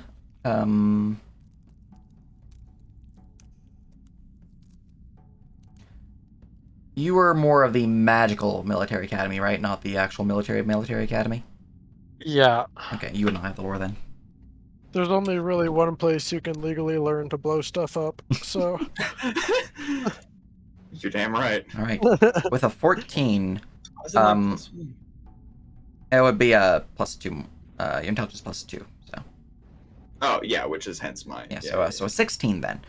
Unless your intelligence is -1. It is a -1. Last time I don't... Then that would be a total 14. Alright. Yep, no. Alright. I get it, I got it. With a 14, as you begin to think on where goblins might best keep prisoners' goods, well, more accurately, where you would keep prisoners' goods, there's often a chamber near the prison itself that houses collections of goods. Normally, it's hidden behind locked doors and like guard rooms that prevent just prisoners breaking free and getting all their stuff instantly. That said, it's goblins. They probably have it like just next door to the actual prison. We have yet to check this door. If if we want to find the stuff, if I remember correctly, most guards don't want to have to carry the stuff too far after stripping them down and putting them into a cage. It'll probably be one of the ones right next to where we were. We don't want to have to go too far. There's 2 doors back in that chamber. That's true. Usually it'd be locked, but we are dealing with goblins. True. I'm gonna go over here and I'm going to, just for sanity's sake, peek through this door. This is not the horny cat door. It's not the horny cat door, no. The one that is revealed on stream is the horny cat door. I thought that it was the horny cat door that just Max was just absolutely trying to get us to fucking peek into and just demonetize safe. No.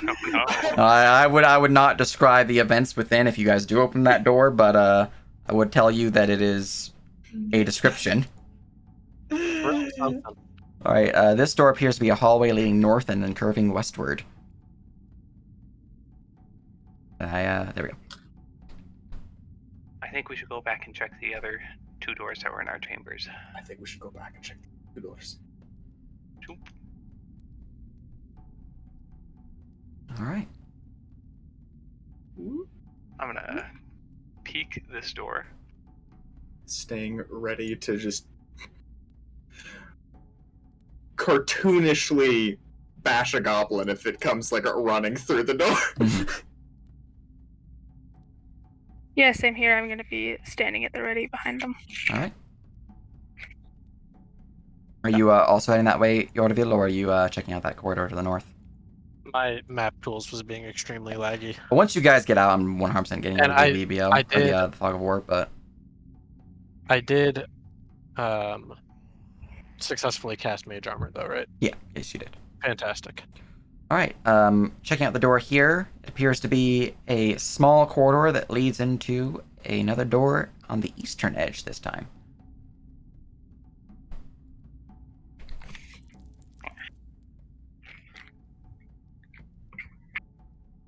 Now I'm gonna check. I think we should check this door now, so we can weigh all of our options.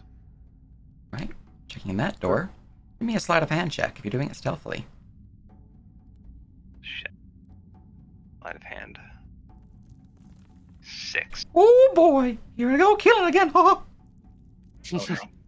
Alright, that is 2 doors in between, but you're opening one of them, so that doesn't give you the full benefit. Let's see here. Talked about the sage. You don't have to keep killing people. -6 gives me to a total perception passive of... Would you like to spend Destiny before I reveal results? Yeah. Alright. It's 1d6, right? It's a d6, yeah. Yep. Alright, you have a 12. The door opens with a little bit of a creak, but you think it's fine. Don't think anyone heard. And the doorway has been revealed, so... A simple hallway leading to another door. With your passive perception, though, you do hear something on the other side of that door directly south of it. You hear the sound of flickering fire. You also hear... What languages do you speak? I speak Doggy. that I did not properly fill out the languages, I don't think, because it just says common. Let me check. As a Furbolg, I have Common, Elvish, and Giant, and I probably would have taken Goblin as part of being a Ranger and having a favorite enemy. Yeah. Alright, you do not understand what these growls are, what they are, you know, it sounds bestial, whatever it is, but there are certainly growls on the other side of that door. In addition Close to the fire. door. There's something bad over there. Alright, the door is closing and closed. Let's go over here now. Alright, as you head over to that door, you begin to shift to the southern one. And to figure out what it was. There was growling noises on the other door. This one, as you open it, you would reveal a small chamber. A dusty nest of rags, dog hides, and straw sits in the northeast corner of this room. To the north, a long workbench, cluttered with pliers, hooks, tongs, saws, and knives run along the wall. Notably, you can see that amongst these tools are various satchels, backpacks, bedrolls, no rations. All of your rations are gone. The goblins 100% ate them. But your gear is here. I'm going to look through your sheets real quick to see if they stole anything else that they would have been like, ooh, shiny. But your food is 100% gone. They 100% ate all of your food. So I'm just going to go look through your character sheets just because I forgot to do this. All right. I'm going to go ahead and delete any rations I had. Let's see here. You're safe, Dravgi. Your warhammer would have been taken. Yeah, I knew it. Yeah, the chieftain here would have taken that as a trophy. Pain. Yep. There's absolutely no getting that back. Well, I mean, all right. If the chief, okay, at least not now. The diamond of yours was 100% taken, Dravgi. Yeah, I know. They didn't take your arcane focus though. Baller. We both just had something that's I knew that was being stolen. All right. The weed, seeds, and buds that you had, Tim. Unfortunately, that was also taken. No, didn't we drop that off at his apartment or his fucking house? We did. Then you're safe. All right. Looking through the rest of your stuff. You have kept your kush. Your compass would have been left behind, but there's a bite mark upon its base. Looks like someone tried to bite it.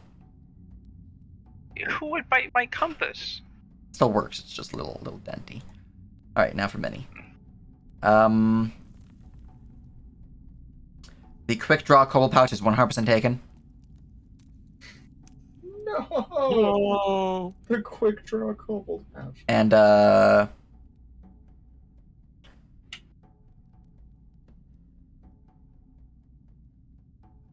holy symbol would also be taken, unfortunately. That's a fascinating steal. Mm-hmm. When did goblins get other people's religion? Did the map that you possess, Minnie, does it have writing on it, or is it just drawings? It would have writing on it as well. The map is torn to shreds.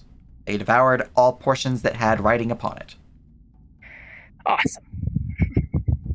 All right, that is the only changes to your items, so though. we gotta find my cobalt pouch, you guys. They also. Can Somebody we just has my habit. one? All right. And as you guys have gathered up your gear, we'll return back to the exterior. Keep with the timeline. All right. So, if you decided on the way you're swimming there, Clink. Oh, I just figured we'd climb up from here. Oh, well then you can give me an athletics check. Clink just needs to get out of the water, then he can, like, flap his way most of the way up.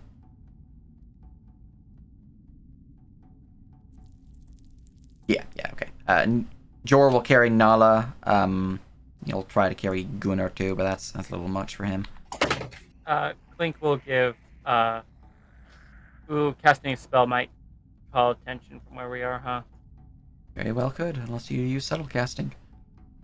Yeah, never mind then. So- Right, Jor is able to climb without issue. Clink's having a time trying to get purchase on the Flippy Rot. As he sees you having issues, he will kind of halt his climb. I'm on my shoulder. Take off from there. I got the fluffy ones. Alright, it's a DC 5 to climb on his shoulder, so you're able to do it. It's a little difficult. You do slip a couple times, cause little holes within his cloak, but you do manage to climb up to his shoulders and are able to take off freely from there. So Jor is just like the coolest fucking character here, right? I mean, He's kind of a badass. It reminds great. me of Alt, and I love it. Alright. It's true. At last, we have a new. What was that one guy who died? Who we like just venerated the one ranger that came with us into the like abyss. I had his name. Callahan, I think. Yeah, Callahan. Yeah. Him. He was a nice dude. R.I.P. Anyways. Callahan, you will be missed. All right, as you guys reach to the top, you notice a couple things. Let me just go through this real quick and make sure that the stream's where I want you guys to be. Here we are. All right. Notice that the stockade of this fortress is made of a thick wood. It appears to be, upon closer inspection, that most of the wood seems to have been scavenged from ships. You can even see a few nameplates remain affixed to some of the timbers, while others look like they might have once been masts.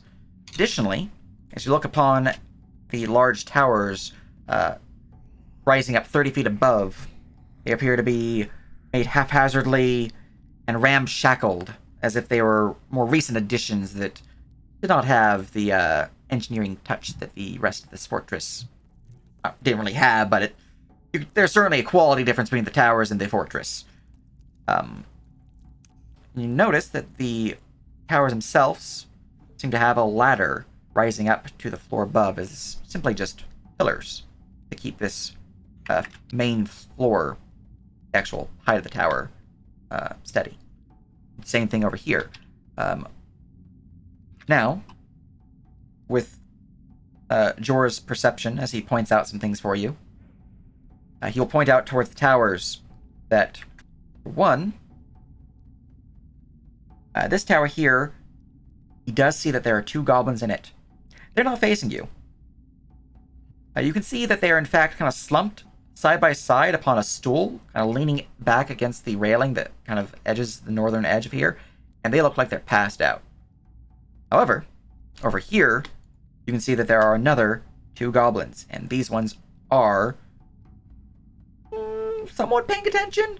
It's hard to tell. You notice that they seem to be looking out every now and then, but you think it's more like they're trying to avoid being seen doing what they're doing. So they are distracted, but they are still technically looking out. So I will need a stealth check as you notice that they are people on the watchtowers that might see you. And I will roll for Jor and his puppy. Stealth of +8 for Jor. Oh, I rolled like shit. And the puppy has a stealth of +6. Puppy's gonna save it with the clink. Alright. And one for the Gunnar. Mm-hmm. Athletics, yeah. Stealth. Stealth. Ooh, we are not bad at that. And by not bad, I mean literally. We're at 0. Alright. Doesn't fucking matter. Average stealth is 14. So, the goblins in the tower seem distracted to the point that they don't notice you, and you're free to move about as you will. But you do know that there are two goblins here and two goblins here. Gonna go not the way they are seeing us, and we'll carefully make our way around down this way. Right, as you begin to skirt around the western edge of Thistletop, you notice something interesting. There appears to be a bunch of dead birds at the edge here, half eaten. Some flies buzzing around the area. No goblins in sight, though. You can see that there is a taller building poking out from above the palisade. Doesn't have a door that leads into it, but there does appear to be a window right there. Jor would be able to lift you up if you wanted to investigate further that window, but otherwise, the path seems clear. So very carefully making our way down to the window. Alright. And at this point in time, you begin to see the sun crest over the horizon, and it is easier to see at this point going forward.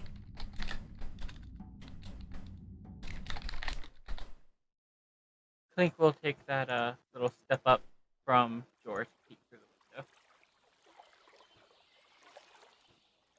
Alright. Taking the aid with Jor, you peek into the barn and notice a few things of interest. So for the interiors themselves, they're just, the roof is all one thing. I don't have a separation of that roof compared to the other roofs, so I'm just gonna have to reveal as a reveal. So, boop. You see it appears to be a small chamber with a door big enough for a medium creature to fit through comfortably and a large creature to squeeze through. At least one of a ogre size. But you do notice that in this chamber, there's two things of note. One, the door to this outbuilding seems to have been nailed shut. You can see that there's nails poking from the inside, so from the outside poking inwards. You also see the corpse of a goblin, its head caved in at the base of the door, seeming like it was trying to flee this chamber. And as you look around, even though it's dark in here, your dark vision seems to adjust at last, and you see why. It's not just dark in here. There is a midnight black horse in here of grand size, muscled, rippling, and it looks to be a little injured. You can see that there are some wounds upon it, and it looks to be like it hasn't eaten in a couple days. But otherwise it looks, well, fit for war. Is this an open window, or is there something blocking it? So the window itself is, let me just get a little drawing. Yellow. Okay. So you have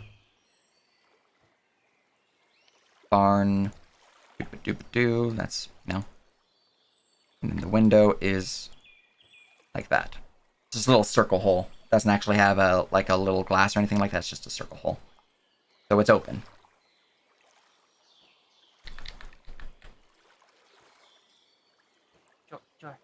George. What do horses eat?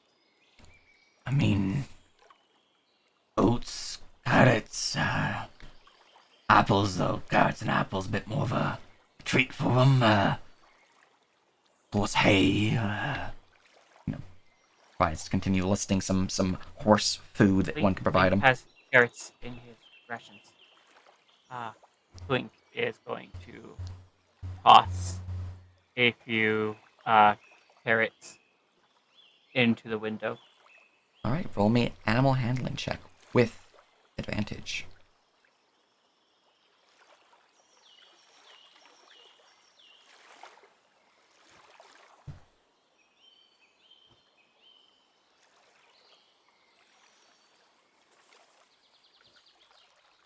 That's a whole 18. All right. As the carrots begin tossing in, the noise that you make as you toss them in seems to alert the horse, who begins to let loose steam from its nostrils and begin kicking up some of the dirt upon the ground. But as it looks out towards you and then looks down and notices the carrots, it seems to calm and begins to munch ravenously the carrots. Blink gives them a thumbs up. Oh, Tim's gonna like you. And then we'll climb down shore. I fucking hate that guy. He's an asshole. There's a big horse in there. It's scary. Well, goblins hate horses. Yeah, I don't think that horse likes the goblins either. No. Be nice to get it out of there. Well, that hole is a bit too small. We're gonna have to go around. Right. I don't think I'm fitting through that hole, so going around it is. Is there, by chance, Mark. a like a fire showing somewhere, like a chimney, where cooking would be had? So let me go. Basically, I am trying to look for a communal soup. From your knowledge, you can gather that there is chimneys coming from a position over here, a position over here, and a position. Where's the last one? Over here. When we were walking by this one, did we smell any like good? Well, not good, I should say, but like any food smelling stuff over here? Or just Did you reveal the whole map? Just checking stuffing downstairs.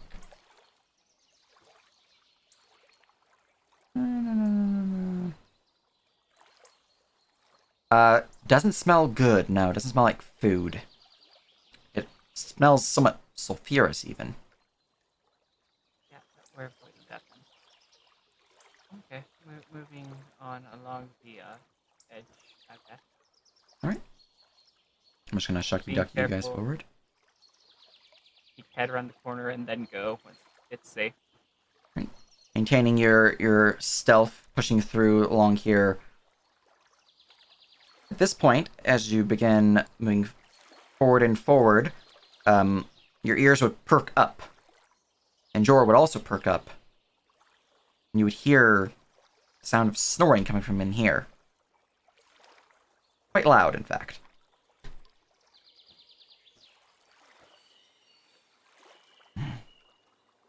Goblin's bedchambers. Keep in mind you don't actually know what's inside, so. I'm surprised they can sleep with all that noise. Well, goblins can sleep through a lot of things. Also do a lot of Okay, things. through us saving our friends. So, Aye. Bark. Bark, bark. Quiet bark. hey, Gunnar. Morph. You can talk to Jorville, right? Can you do that yet? Can I talk to my badger yet? You do have your connection to Gunnar.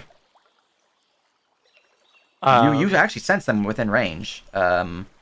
They might have. Let me just check the distance at this point because they might have just pushed out of the range when they moved there. Okay, when you sense them for about 3 seconds, but as they pushed along this crevice here, you lost connection. But if they want to turn around, they can certainly do so. Yeah, if I can. I'd feel the connection, and Yorova goes, wait. And ideally, hopefully, in that moment, take over. And Gunnar just starts walking in circles a bunch until he gets both of their attention. Also, Yorville learns that Jorah is on the case. It's true. What's going on, Gunnar? You sense something beneath the earth. And is going to, I guess, am I aware of the direction that my psychic link is? Does that make sense? Not particularly, no. Not particularly. Yeah. Not particularly. Can I use context clues to figure out You can give me an on Arcana. what side of the island we're on? You can also give me a nature if you prefer nature, but I figured Arcana would be your preferred here. I'm pretty sure it's very preferred. Yes. Arcana. All right. 25. Most certainly, you can tell that you are on the southeastern edge of the island, and judging from the interior of your zone, I'm going to turn Fog of War back on. Just go into Control I for you tokens back here. From your positions down below, and judging from their positions above, why are you not getting rid of my drawing? I'm on the wrong layer for drawing it, that's why. Control Z, there we go. Alright, from your positions down below and their positions above, you can guesstimate that they are, from your position here, zoom out for you guys. You guys are over here. They're likely about here. Above you. About, a flight of stairs, but, about there.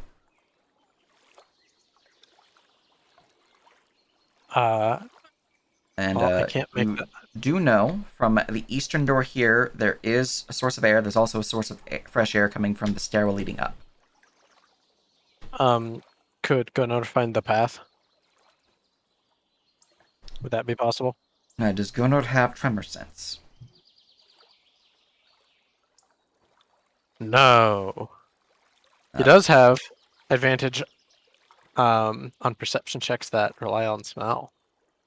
You can give me a perception check with smell based. Oh no, not your fault.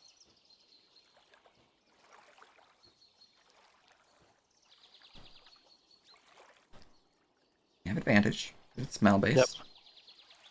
Nope. Ripperoni. It's hard to tell. It's a lot of the smells being washed away by the thick scent of, well, one, close proximity you are to a goblin's den, and the lake itself. Gunnar's just gonna do the pointer thing. Well, at least we know they're here, and probably alive. Just tell them we're on our way. Gunnar, don't get killed on our way there, I guess.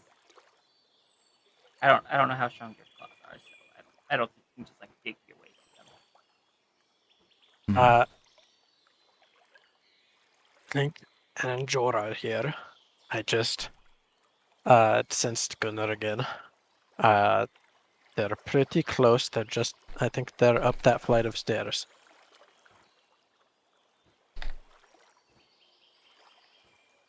You said we're where we are. They're in which area? So for your What up? guys' position, they are around here-ish. Okay, so pretty much like just up that flight of stairs. Well, from your knowledge of the flight of stairs, it does go south and then curves west. So it's likely it's a wraparound stairs. Or it just goes dupe and then dupe. Then follows the air current. But Great. we But have our as- gear. Let's go meet them. Guys begin to finish equipping all of your gear. It does take you some time to equip it, but you now have knowledge that, well, Clink is here to rescue with Jor. Carefully peek around. So, while you are peeking around the corner, you guys are free to move down in the dungeons beneath. You notice that those goblins upon the watchtower are still keeping a lookout. But you also notice something perhaps interesting. Roll me a perception check.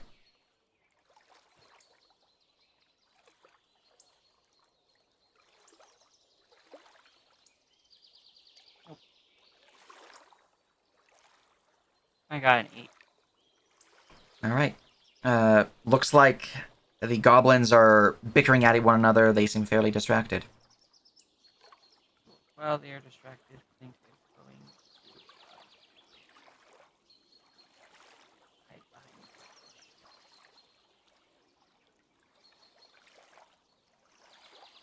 And let the others catch up and then hide behind this wall. Alright. Well, you guys push into the chamber here. You find that the doorway east still has the flow of air, as does the stairwell heading up. I think we should try and free the children now. We have our gear, so As you begin to push We on have the our gear. exterior, as those below discuss their gear and rescuing the children's, Jor does notice something and points it out to Clink. The cave entrance at the base of the cliff here. About 5-foot drop. 10-foot maybe.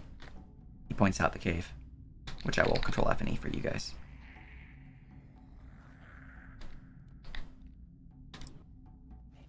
Maybe we can get to them through that. Perhaps. way at least. Do it when those goblins above are distracted. Which I think now is an opportune time. Mark. Yeah, it's probably best if Nyla and Gunnar stay here for now, so your hands are free. Right. Like leaving them behind, but... Listen, Nyla. Stay here, watch after Gunnar. Let us know if any of them goblins come lurking this way. Mark. Good girl. Right, up on the back. Climb us down there. Boo. Alright, and he's going to roll his athletics check to climb on down to go and get you guys into that cavern. Timeline-wise, you guys are actively discussing the children at this point in time while I roll, because it's like, within seconds of one another, so.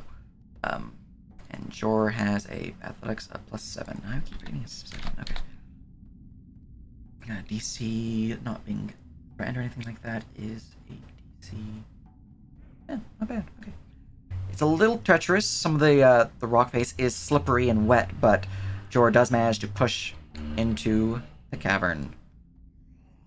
And at this point in time, I am going to keep you guys off Fog of War, just because it's fairly lag-inducive, and you guys have a general idea of where things are located. So, while you guys are crawling into the caverns below, which does take you some time, we're going to return to the conversation of Dravgi and company.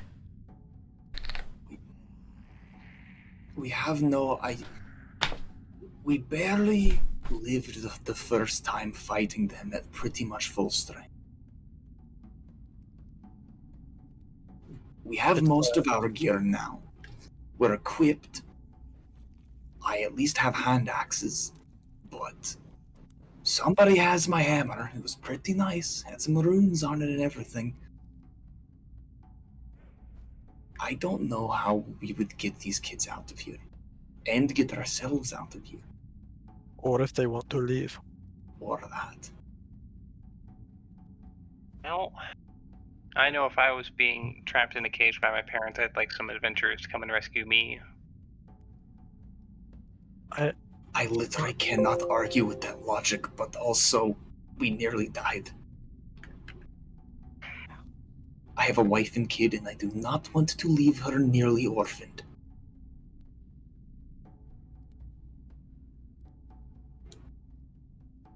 I also don't want to leave these kids here either. Trust me, I don't. We're coming back, don't worry. I can't hear you, Ryan. Or can I? Nor I. Nor I.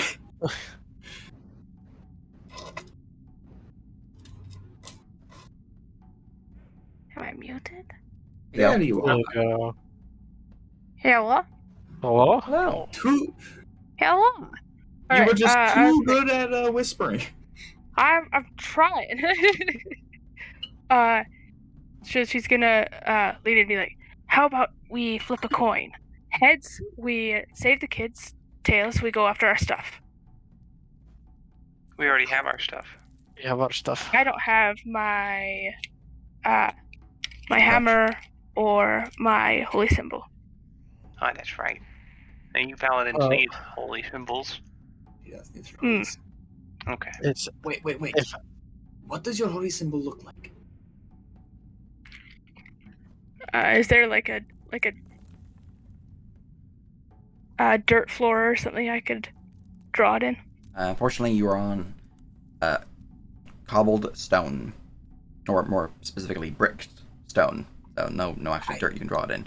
Might be a bit of dust in here, though. I'm pretty good at the wood carving. I might be able to craft. I just hand over my enough. notebook. Oh my god. And for reference, I decided that my arcane focus would be a very fancy pen. Ooh. Excellent. All right. Are you sure? I mean, never mind. I She's gonna literally have quickly- endless pages. Best Oh, wow. merchant find ever. Best gift ever. Yeah. And she'll draw out her holy symbol as to what it looks like. All right. The holy symbol of Rud appears to be that of a 1, 2, 3, 4, 5, 6. A hexagonal? Yes. Okay. I always get those mixed up. A hexagonal target with an arrow at its core.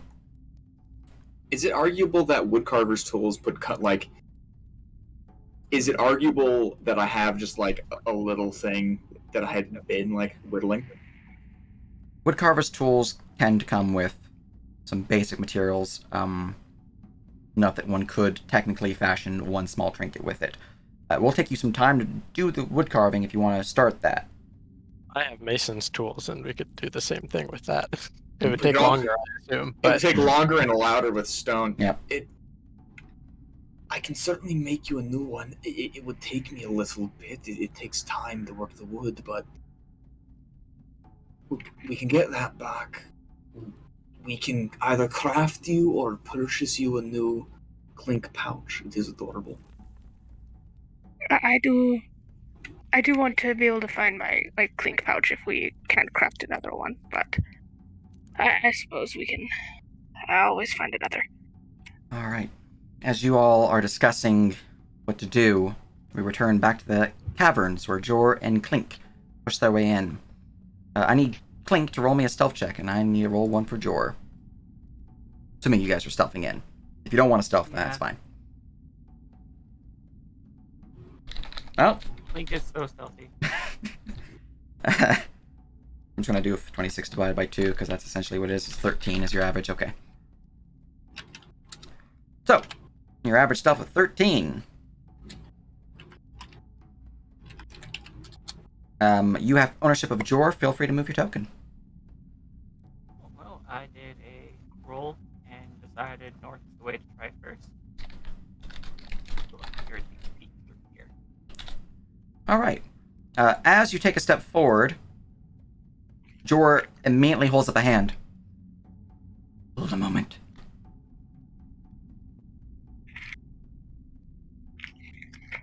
I need you to get down very slowly.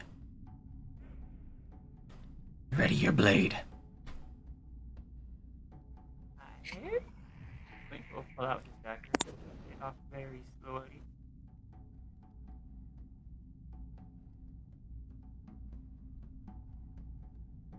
Count of 3. I'm gonna shoot that stalagmite in the air there. I'm going to check to see if it understands.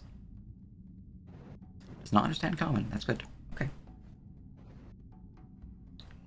When I do that, rush to the other side. Prepare yourself. Wait. Which side? North side? South side? North side. Okay. 1, 2, 3. Roll me initiative. As a large tentacle lashes out from the darkness as Jor fires an arrow off towards the darkness itself. whoa, damn, he's good. Yeah, you guys' stealth did not beat its passive, but Hate to be Jor's that passive guy. beat his stealth because I rolled a fucking natural 1. Technically, it would be a Nice. stalactite. Stalactite from Absolutely, the to ceiling. be that guy, it would 100% be a stalactite. It is a stalactite. You're correct. It. I didn't stalagmite have gave him- a chance. I didn't have him Yeah. on the elevation high, so I was just immediately assumed the ground version, even though I described him as being on the ceiling. Let me fix that elevation. Damn. You wanna know Look, what the it's funniest shit in the Axel's world favorite is? licking buddies. No, those are Hilarious ropers. at parties. It's not a roper. Yeah, it's Oh. not a roper. Doesn't. Yeah. It's a tentacle. If you ever want someone who for whom English is not their first language to call you an asshole, correct them on stalactite and stalagmite, or even just explain the concept to them. Because why the fuck would anyone ever say stalactite? All right. I will also need some initiative checks from everyone else, because you're likely going to be here in combat soon. Oh, fantastic. I was hoping we would notice this so that we could do a funny gag.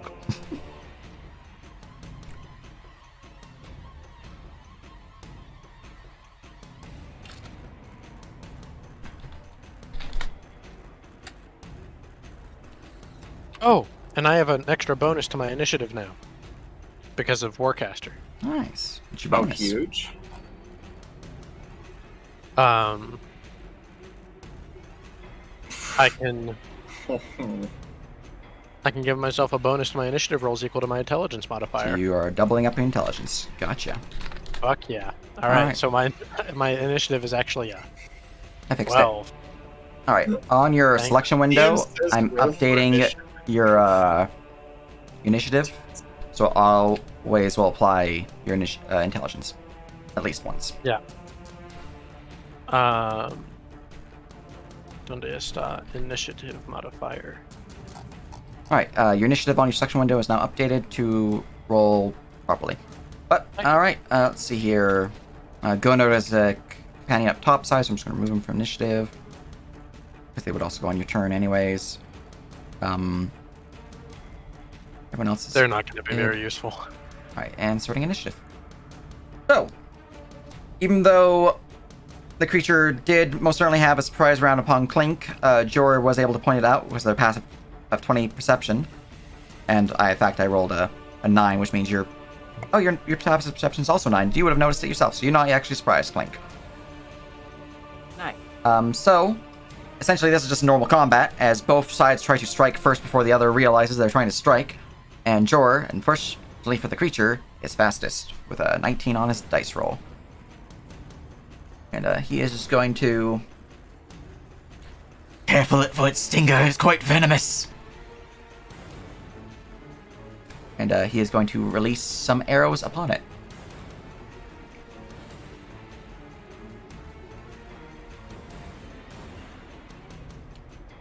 Yeah. As he fires You know what's 2 hilarious? arrows, and then a 3rd arrow rapidly. The 3rd arrow, however, kind of snaps against a nearby loose piece of stalactite that crumbles from the creature's grasp, dropping and deflecting the attack. Does not confirm a fumble, but it is a miss. And the creature does suffer 12 points of damage.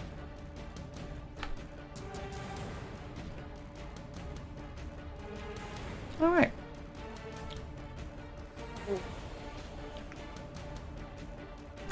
Jor is then going to move forward down to here, move out of its threatened range to provoke from it, so you don't have to worry about provoking from it. Blink. The creature in response will strike out at Jor. To go and grab its stats, because I do not remember what I gave it. Alright. Tentacle will lash out towards Jor as he steps away. And will horribly miss. This tentacle kind of just like slambers out, but a swift dagger draw from Jor kind of reels it back. Blink, it is your turn. I think we'll go, but first, Uvat will protect you. Shield of Faith on Jor. Yep. Very nice. I gain an extra. I 15 feet there. 15 feet. I have 45 feet. Very nice. 25. You feel free to unsnap yourself to grid. In this dungeon specifically, it's not really lined up for the grid, so it's easier to move while not snapped.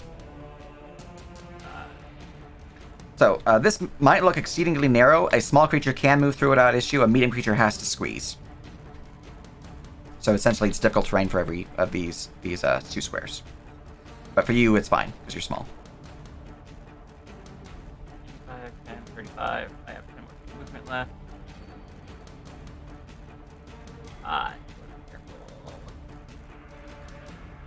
Ooh, stuff. That was my action, and I don't really have a bonus action to use. So, yeah. Alright, Tim, roll me a perception check. Sure thing. Can I roll this one too, because I know they're in the area? 10. I'll allow it because you know they're in the area. Alright, you're still just hearing your conversation with the party, Tim. Same with you, Yordaville. Nothing new has occurred at this point in time. The Tendamort has gained initiative, and the Tendamort, seeing one of its prey, the smaller one, leave the area, seems to lose interest and focuses out towards Jor. The creature is going to swing forth with a tentacle, and will attempt to sting Jor if the tentacle lands a hit. Tentacle will slam into Jor as he is pulled closer to the creature, beginning to dangle from the ground, his feet lost and little precarious as he is now being held up by his arms by the creature's tentacles. He suffers 7 points of damage and is grappled. I hit the wrong macro. There's the macro. Okay. Creature is then going to swing out again with another tentacle, because I have multiple tentacles I attack. That will also slam him for 9. He's already grappled. And the creature will pull him close and begin to open its beaked maw, and a stinger will shoot out. Which will hit Jor as well, for another 8, and a con save.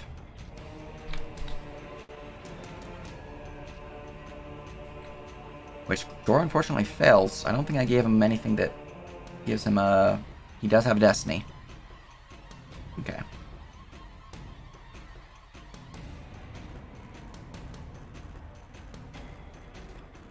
Roll a 6.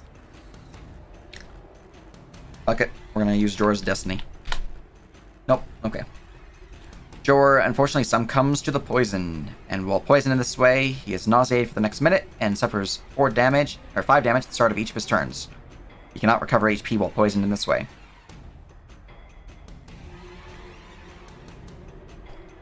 That's deadly. It's pretty disgusting, yes. He gets a new save at the end of each of his turns to end it early, but that is the Tentamort's 3 attacks that's using to slam into Jor. Don't want to use any of my bonus actions. And, alright.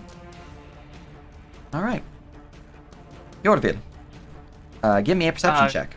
And, Clink, as you begin to rush through, pushing your way through the enclosed passage, as your vision closes, leaving sight of Jor, you notice that he was grabbed at the last moment as you push your way to the other side.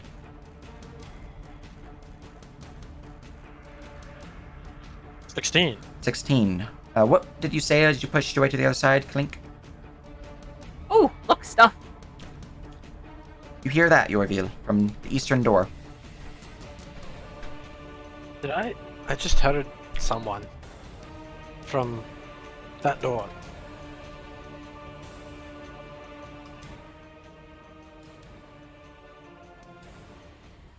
Let's add on the side of caution. Brother, would you stand by the door opening? And then I'm going to step back to here and take aim at the door in case anyone busts it open. Alright. Readying action?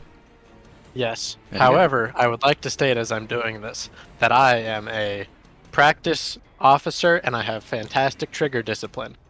Excellent. Alright, very good. Officer stands at the ready. Minnie, it's your turn. Give me a perception check. We've been raided by a flamester. Very much appreciate the raid there, Jack. Wait. Oh, wait. Flamester is part of the raid. Allah, very much appreciate the raid. Welcome, Jack. And Allah, and those with you. What's cracking? Yes, How behold well? our goblin tribe. It is full of goblins. And technically a Tentamort. We're somehow not dead. Yeah, it's It's true. impressive, really. Yeah. That freaking chance, though, that you guys ended up here on the 5-6 day, which is when Jor was supposed to be here. It was little crazy. We're Yeah, because just built And- different. And an unlocked door. It's just that easy. it's just that Just easy. like that. Opening a. Anyways, Minnie, it is your turn. With an 11, you don't quite hear what Clink said, but you do notice that Yorville did motion towards, the sound and being ready and all that. So, it is your turn. Seems your conversation about helping the Gobbo children has been halted somewhat by the sounds of voices. I am also gonna ready an action to ram somebody with my horns Excellent. in All case right. they come through. Very good, very good. All right. Running your action. Go to Tim. Give me that perception. Sure thing.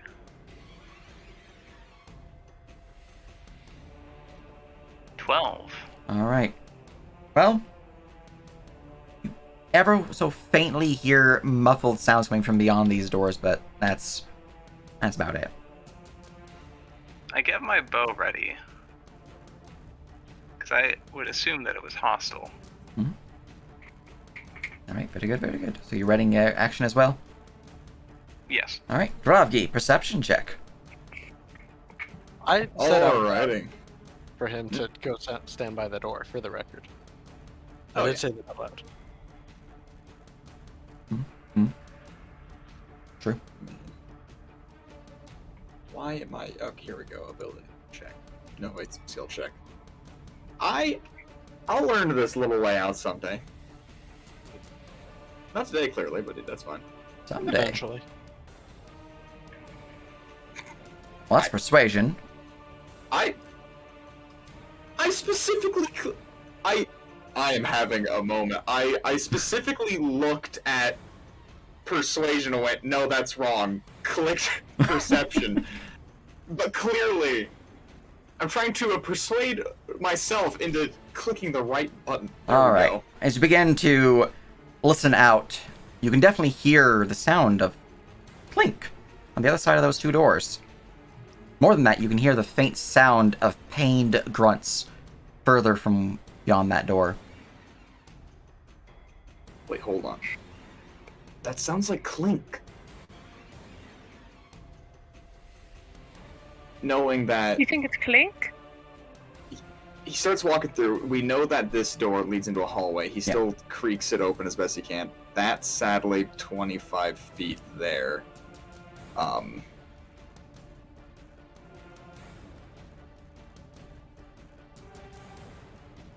I'm also hearing pain sounds, just in As case. the door opens and your 19 is still active, you can definitely hear the sounds of someone being crushed and stabbed from beyond. Yeah, fighting the urge to just slam open the door. I am gonna sprint. I'm not gonna peek the door, but I'm gonna open it. Not like slamming it open, but I'm going to go through. Right, as you push your way through, you find yourself in a small cavernous chamber.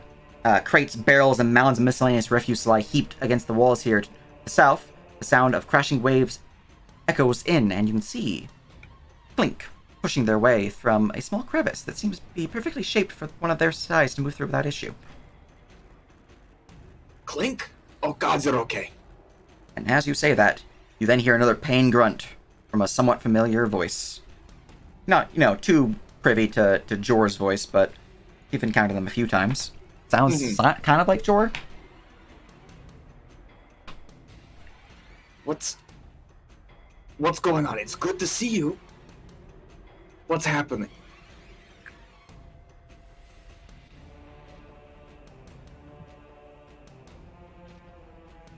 You're unmuted if you're talking there, Sky. Oh, there we go. Jor is fighting the ceiling. It is not going well. Fighting. Fair enough. Fighting the ceiling?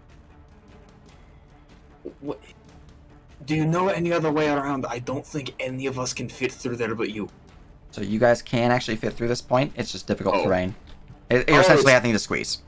Oh, it's just a... Yeah. On map, it looks really, really small, but that's because this map is to scale for a 5-foot grid, so each square is 5 feet. So a humanoid could squeeze through that. Okay, got you. A dwarf That will be makes a little sense. uncomfortable. A powerful build will be a little uncomfortable. You guys can squeeze through. Okay, sick. Alright, it's hard to tell how far I've moved, but I'm gonna say that was 10 more feet-ish. It's about 10. So, I have another 15, so... And I definitely can't squeeze past him, too. I'll move 10 more to here, and then 5 can't even really No, you would need a 10 get me to in. get into Clink Square, and then you need another 10 to get to here. He will, while he's here, he'll, like, wave the others in this way. And then run the last 10 that I can down. Excellent.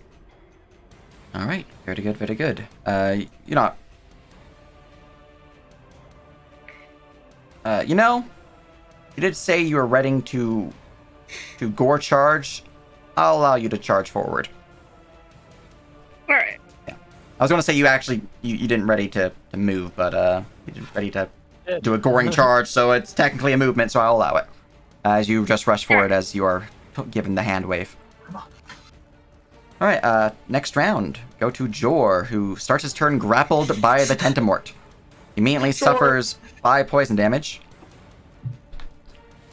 He then is squeezed by the tightening grip of the Tentamort. He suffers 9 more damage.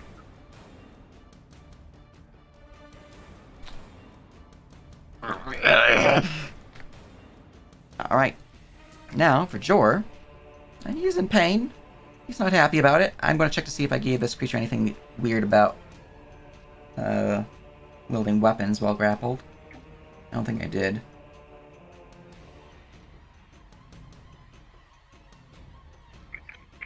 No, okay.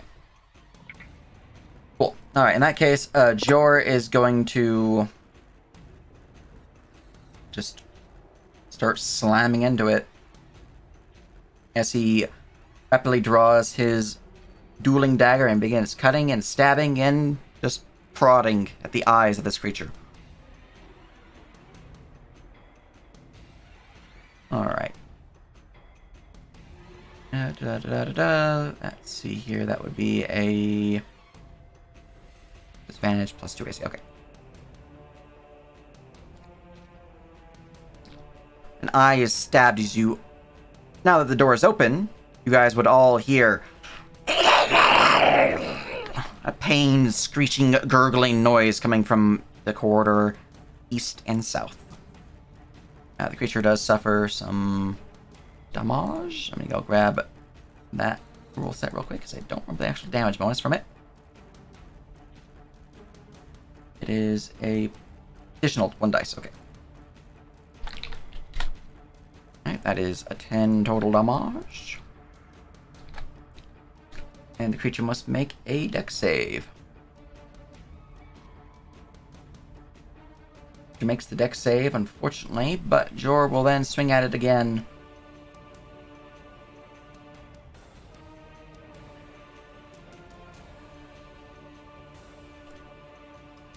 And this time, as he does so, his main blade in hand, the bow clattering to the ground, it takes 10 damage. Alright. Clink.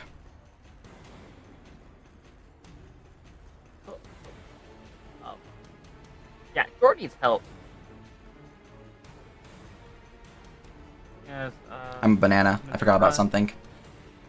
Continue your turn. I just need to do the thing I forgot about.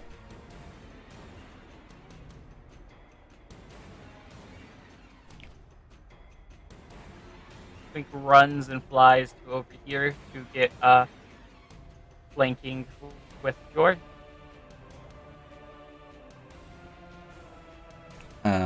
The creature is 15 feet in the air, so you'd actually have to be, 15 feet in the air. But you do have flying, so you actually could do that. I forgot that you have flying. I keep forgetting about that. Yep, you have flanking. I have flanking, and now smacks it You leave Jor alone.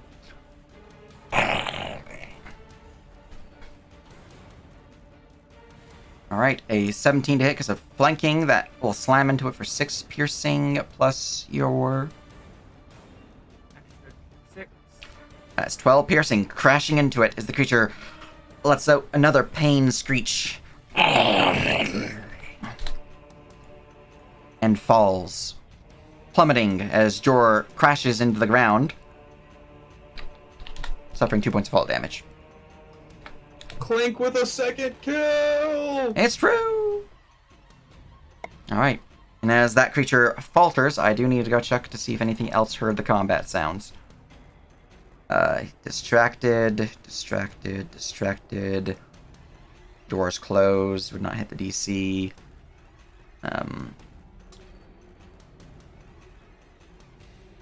Distance-wise, wouldn't be able to hear it.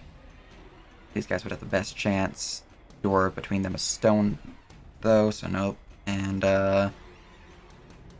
Alright, as the creature falls to the ground, felled, combat seems to end.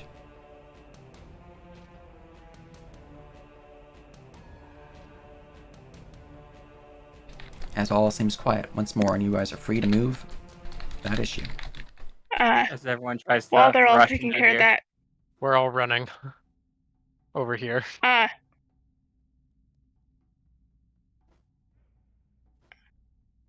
like, I guess then, like, squeezing through, running out already, seeing everything's fine.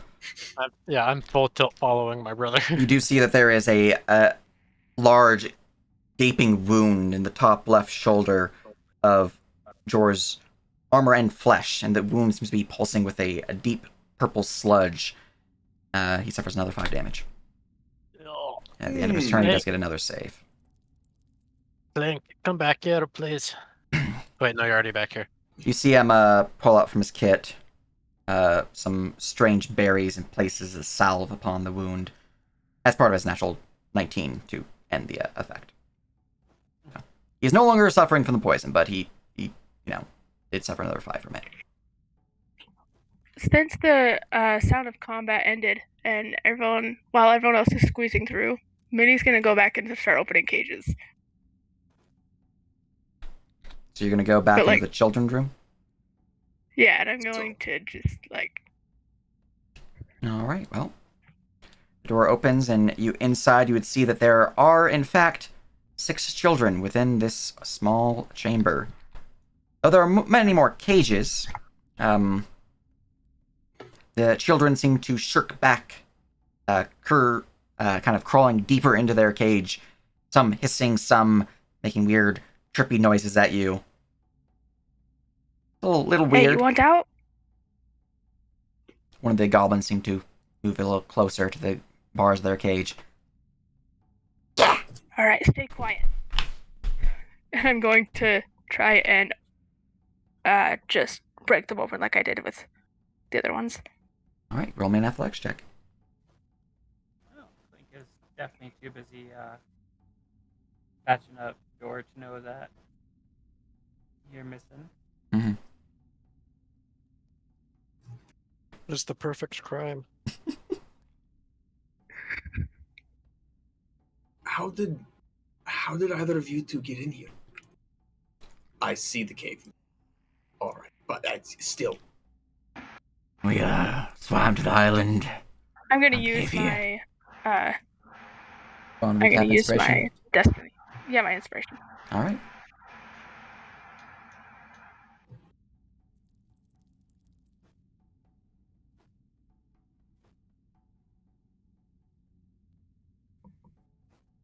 You're muted if you're talking, Tim. I am not talking. Gotcha. Okay. So you just skulk back in there watching Minnie do their thing? Yeah, I kind of want to at Alright. least help with the kids. As you begin to move forward into the chamber, beginning to rip and pull at the cage doors, unfortunately, the steel here seems stronger than you were expecting. I mean, it looks shoddily made, but it's not given. And the children begin to get more and more tripping noises and rambunctious chitters. Freedom! Freedom! Let us go! Let us go! Freedom, freedom! Let us go! Let us go! Can we hear that? Roll me a perception check. Tim can hear, Jor can hear it. Clink can also hear it. Nope. I Jor. am the least perceptive detective in the world. I'm not rolling, but I am going to conveniently go. We did also find some goblin kids in cages. Is that what I'm hearing? They weren't making that much noise before. They're quite rambunctious now. I think someone's letting them out. Huge mistake. This is And he begins to try to push past you guys. Doesn't have to push past me. I'd yeah, out of the way. right, yeah, just, Follow. Back in. Cripes. All right. Shit, stop. Yeah. As you push forward into the chamber, you see Minnie is currently fighting against the bars to free the goblin children who are making yet more and more noise. At this point, getting a little quite loud. And Tim, you notice something interesting. The yowling cat noises have stopped. Hey guys, cats is fucking. My opinion as a law enforcement professional is that we need to get the fuck out of here. Agree. Take the cave entrance now that's cleared. Let's make haste before... As he says this, Tim, you Can begin I to hear them hear. talking? Oh, you can hear them I talking said now. I said that pointedly to you. All right, I'm going to look over and kind of give a gesture of like, you gonna help me or what?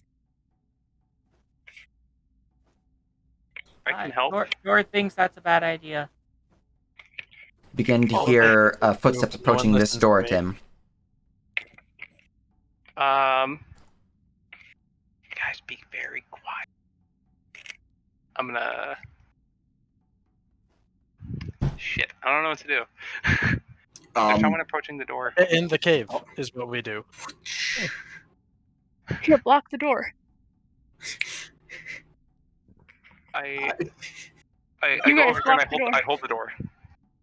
Right, as you dash forward, rushing to hold the door steady, begin feeling the door begin to like pull inwards, but not fully, as your mighty Tim's strength is well. It opens that way. It does open inwards, yes. That makes sense. But I need you to roll me an athletics check posed by the goblins. I would like to help. Give me advantage then, Thank you. as a muscular arm braces upon your own and begins to pull it closer.